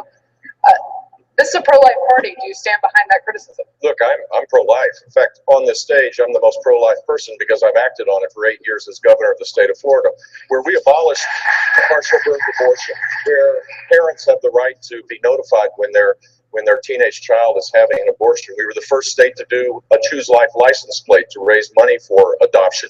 We were the first state to have state monies go to crisis pregnancy centers, which recently was just increased to $4 million a year. We created greater regulation on abortion clinics where there were horrific procedures. So I'm pro-life, but I believe there should be exceptions. Rape, incest, when the life of the mother is in danger. And so that belief and my consistency on this makes me, I think, poised to be in the right place, the sweet spot for a Republican nominee. And others may have a different view, and I respect it. But I think we have to be cognizant of the fact that there's a lot of people that are concerned about having a pro-life position without any exceptions. I do support an exception for the life of the mother because I'm pro-life. I just believe deeply that all human life is worthy of the protection of our laws. If I'm president and there's a bill that's passed that saves lives, but it has exceptions, I'll sign it. But I do believe deeply that all human life is worthy of the protection of our laws. I've already said, for me, the issue of life is not a political issue. And I want to be frank. I would rather lose an election than be wrong on the issue of life. Dr. Christie, you too have talked about Senator Rubio's position on the life issue. Some conservative activists have called this line of attack harmful to the pro-life cause. I've been pretty helpful to the pro-life cause in one of the most pro-choice states in the union. I stood up for the first time, and now for the last 6 years, we've defunded Planned Parenthood, not talked about it like they do in Washington, D.C., but for 6 years as governor, Planned Parenthood does not receive that funding from the state budget anymore. Over $50 million worth of money that's been saved now that is not going to do exactly what Hillary Clinton wants to have done, is advocated for. She believes that that organization, which engages in the systematic murder of children in the womb, in order to maximize the value of their body parts for sale on the open market, is an acceptable position. Let me tell you something. I don't care whether you're a millennial or whether you're in your 90s. No one is for that type of activity unless you are the most radical type of extremist on this issue, like Senator Clinton and her party is on this issue. I'll say one other thing. The fact is that I believe that if a woman has been raped, that is a birth and a pregnancy that she should be able to terminate. If she is a victim of incest, this is not a woman's choice. This is a woman being violated. And the fact is that we've always believed, as has Ronald Reagan, that we have self-defense for women who have been raped and impregnated because of it, or the subject of incest and been impregnated for it. That woman should not have to deliver that child if they believe that violation is now an act of self-defense by terminating that pregnancy. Thank you all. Back to you, David and Martha. Mary Catherine, thank you. We're going to have closing statements here in just a moment, but before we go, a quick lightning round. Come November, 2 battleground states, but they face off tomorrow in the Super Bowl. Governor Kasich, who wins? Carolina's going to win that one. I hate to say it, but they're going to win that one. Governor Bush. Peyton Manning's supporting me, and I'm for Denver. Governor Rubio. Well, I was going for Peyton Manning, but now I'm rooting for Carolina. Okay, Mr. Trump. Carolina. With an eye to February 20th, Carolina. All right, Dr. Carson. With 100% certainty, I will predict a winner. It will be either Denver or Carolina. Yeah. Governor Christie, the last word. Denver. Denver. Thanks so much, gentlemen. Closing statements in just a moment. Right here as the ABC News Republican debate continues from New Hampshire right after this.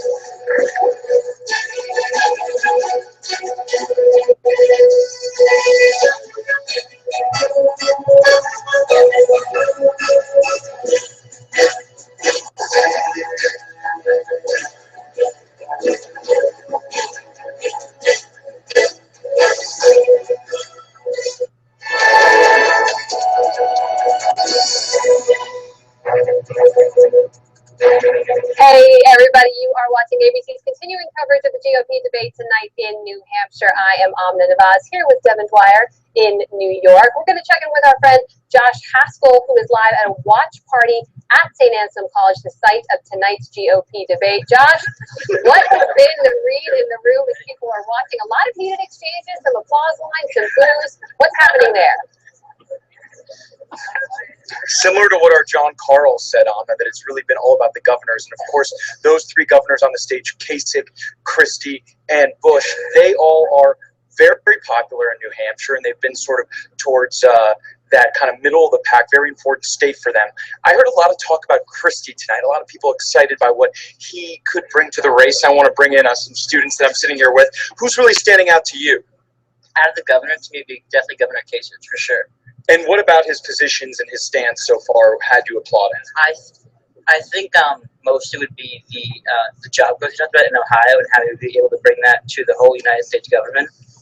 And there was also an interesting moment when Christie actually complimented John Kasich on the job.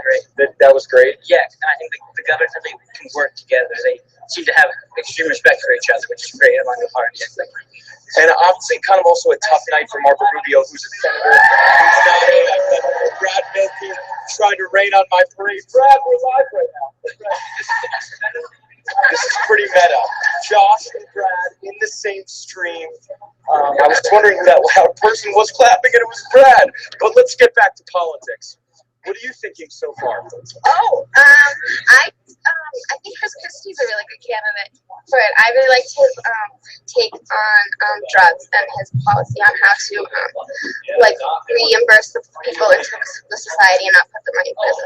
And that's a huge issue here in New Hampshire. So you think Christie out of all of them is really impressive? Yeah, definitely. Yeah, the most. All right, great. Well, thank you so much. I'll send it back to you, Amna and Devin, live here in Manchester. All right, the terrific Josh Haskell there at University with a great crowd. And you saw the cameo there from Brad Hilke, our New Hampshire guy for ABC News. He's camped out up there. You can follow him on the abcnews.com Facebook page. And don't forget, let's do a quick check-in for those of you at home who are following along on our GOP debate bingo tonight. Absolutely. I don't know about you, but I only need one more. If the two candidates would simply high-five, we've got a bingo. Maybe someone out there can do something about that for you. I do not like losing, so keep checking back in with us here. We're going to see if I can catch up, play along at home. Don't forget to use the hashtag GOP debate when you are talking about the conversation tonight. Tweet at us and let us know what you want to see covered and what you think of what you've seen so far. I'm Amna Navaz here with Devin Dwyer in New York. We're going back to New Hampshire now, network coverage of the debate. There you see at the top issues on Facebook tonight: immigration, ISIS, the economy, healthcare, size of government. Here with John Carver. There we also saw the candidates talked about most: Donald Trump, Marco Rubio, Ted Cruz, Jeb Bush, Chris Christie. Not surprising when you look at those issues. Those are the issues that have been animating this Republican primary election all the way through. Yeah, look at that right there on the top. The number one issue discussed on social media, immigration. And we've seen debates where immigration dominated more than it has in this debate.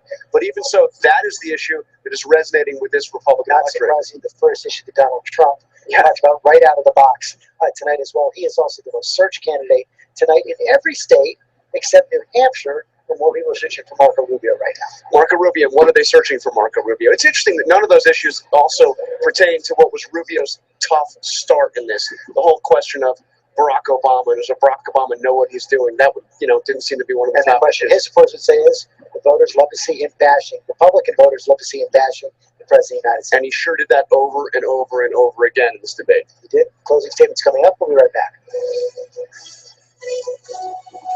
ABC News live coverage of the New Hampshire Republican debate will continue in a moment.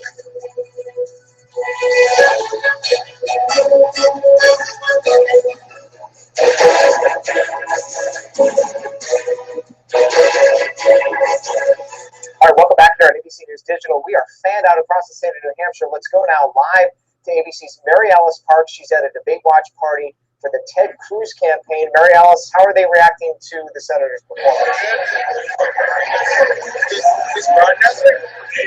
Are you there? We're here, Mary Alice. Tell us what the crowd there is doing tonight. Hi, sorry, it's loud. It's loud. It's a busy night here in Manchester, as you can imagine. There's a lot of reporters, political enthusiasts that are out at the bars. I'm sitting here with one undecided voter, Christian from Fringe, New Hampshire, who thought that the governor seemed to be having a good night. What do you think? Yeah, I think Christie and Rubio got into a little tussle with each other. I think Christie came out on the better end of it because Rubio was repeating himself and he caught it. And I think one governor who hasn't been having that great a night is Jeb Bush, who got into a fight with Donald Trump about eminent domain and I think lost. So, everyone's having fun. It's a really active night. People are counting down the days, counting down the hours till the primary here. It's definitely lively. All right, that is ABC's Mary Alice Parks live for us at a Ted Cruz watch party there in New Hampshire. We told you we've got you covered across the state. Stay with us here for continuing coverage. We're going to dip back into network coverage in a moment, but do stay with us. Even post-debate, closing statements are coming up soon. We will be here live to continue the analysis and a look back at some of the top moments from tonight's debate in New Hampshire. We're going to join network coverage shortly now. As I mentioned, closing statements coming right up. You're going to hear from those 7 candidates who took the stage. We're going to rejoin that network coverage, moderated, of course, by David Muir and Martha Raddatz. And one final plug for our GOP ABC bingo cards. As you can tell, we're having a lot of fun here. Get yours out. Get yours ready. We'll take score right after this. But right now, we're going back to St. Anselm College for the finale here of the ABC Republican debate. Live from St. Anselm College in New Hampshire, here again are David Muir and Martha Raddatz. We welcome you back. The New Hampshire primary, of course, is Tuesday. The time now for closing statements. And we begin tonight with Governor Kasich. Well, folks, I've done now over 100 town hall meetings, and I've loved every second of it. It's been the greatest thing in the world. And I want you to know that you've changed me, because I've listened to your stories, and I've had your hugs, and I've seen your tears, and I've seen you all.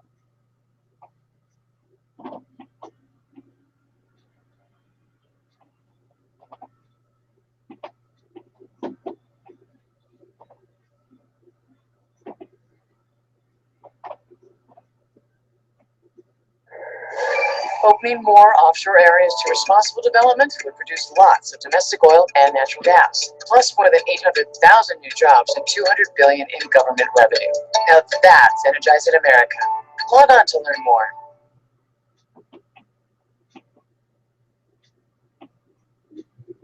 Serving the people who have given me the opportunity to serve them. Not about politics, not about partisanship, but about putting the people of my state and our country first. I'm proud to have stood on the front lines of fighting the war on terrorism after September 11th. I'm proud to have rebuilt my state after Hurricane Sandy. And I'm incredibly proud to be on this stage tonight with these men asking for your vote. New Hampshire, I've spent 70 days here with you. You've gotten to know my heart. My heart is to help you solve the problems of your state and the problems of our nation. If you give me your vote on Tuesday, I will do just that.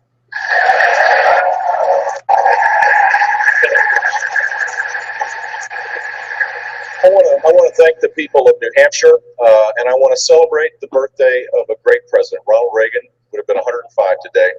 President Reagan believed in the future of our country, believed in its greatness, had a hopeful, optimistic message, drew people towards our cause. We need someone who has a proven record to take our case to the American people, because our philosophy is by far the best one, of limited government, of entrepreneurial capitalism, of peace through strength.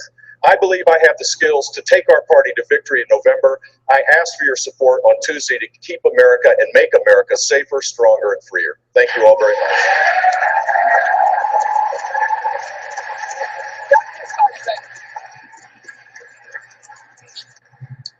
For many months, the political class, pundits, the media have tried to ignore or bury me. They say that politics is too complex and too sleazy. You can't survive. Well, guess what? I'm still here, and I'm not going anyplace either. And I believe there is still a place in our country for faith, integrity, and common sense. Hundreds of thousands of you drafted me to run for president, and I am going to, with the help of God and you, once again place the American people at the pinnacle, with the government there to serve it. Senator Rubio. You know, this week I had the great pleasure of having my kids join me on the campaign trail. I hadn't seen them in a while, and it was great to have them alongside me. But the most important part of it is that it once again reminded me of what's at stake here in New Hampshire in less than 72 hours. We are literally deciding what kind of country we will be like when they're my age, what kind of country they will be able to raise their families in. And that's why I'm asking you for your vote. You vote for me, and we will unite this party. We will grow the conservative movement. We will defeat Hillary Clinton, and we will leave our children what our parents left us, the single greatest nation in the history of all mankind. Thank you.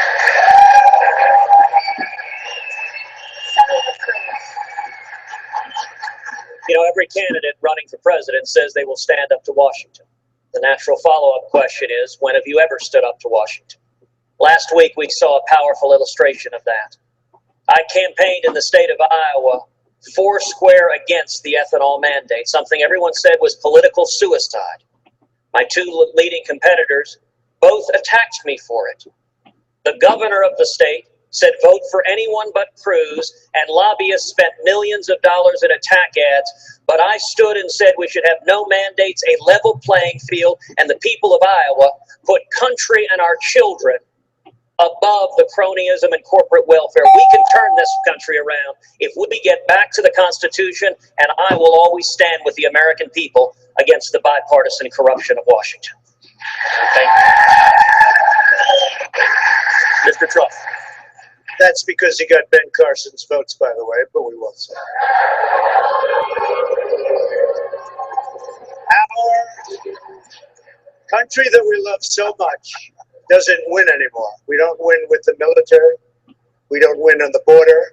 You look at New Hampshire with the tremendous problem we have with heroin. Number one thing I hear from the people of New Hampshire who I love and develop such relationships. We don't win with healthcare. We don't win with trade. You look at what other countries are doing to us, China, everyone. They're killing us on trade. If I'm elected president, we will win and we will win and we will win. Thank you. Thank you very much. Mr. Trump, thank you. Thanks to all the candidates on the stage here tonight. We thank the people of Manchester, New Hampshire for having us for this debate, and to everyone at home. The New Hampshire primary is Tuesday. George Stephanopoulos and the Powerhouse political team standing by. Take it away, George. Thank you, David. Thank you, Martha. And boy, the debate is over. Donald Trump got the first word. Tonight, he got the last word as well, since he's going to win. Of course, he is leading in New Hampshire coming into this. I want to go straight to Tom Yamas in the studio. You've been covering the Trump campaign from the start, covering all the Republican candidates. What are you getting inside that room tonight? From the conversations tonight, George, the headline is, what happened to Senator Marco Rubio? He was so prepared for all of these debates. He knew he had to fight like a gladiator tonight, and yet he was just not ready for Governor Chris Christie, who had been attacking him all week. From my conversations earlier with the Rubio campaign, they clearly were prepared for an attack from Jeb Bush, but Jeb Bush didn't have to do it. Governor Chris Christie did it right. George? Okay, Tom, I'm here with Matt Dowd, and it was interesting. You could almost see the wheels turning. And thank you for joining Tim's Weather Center News, the debate. That is all the time Tim's Weather Center News has for today. And we will be live at the next debate. Stay tuned to my Facebook page and my website. More information, go to www.Tim's Weather Center News on YouTube, on Facebook, on SoundCloud, on the Cube. Again, more information, go to TimsWeatherCenterNews.com. Have a great night.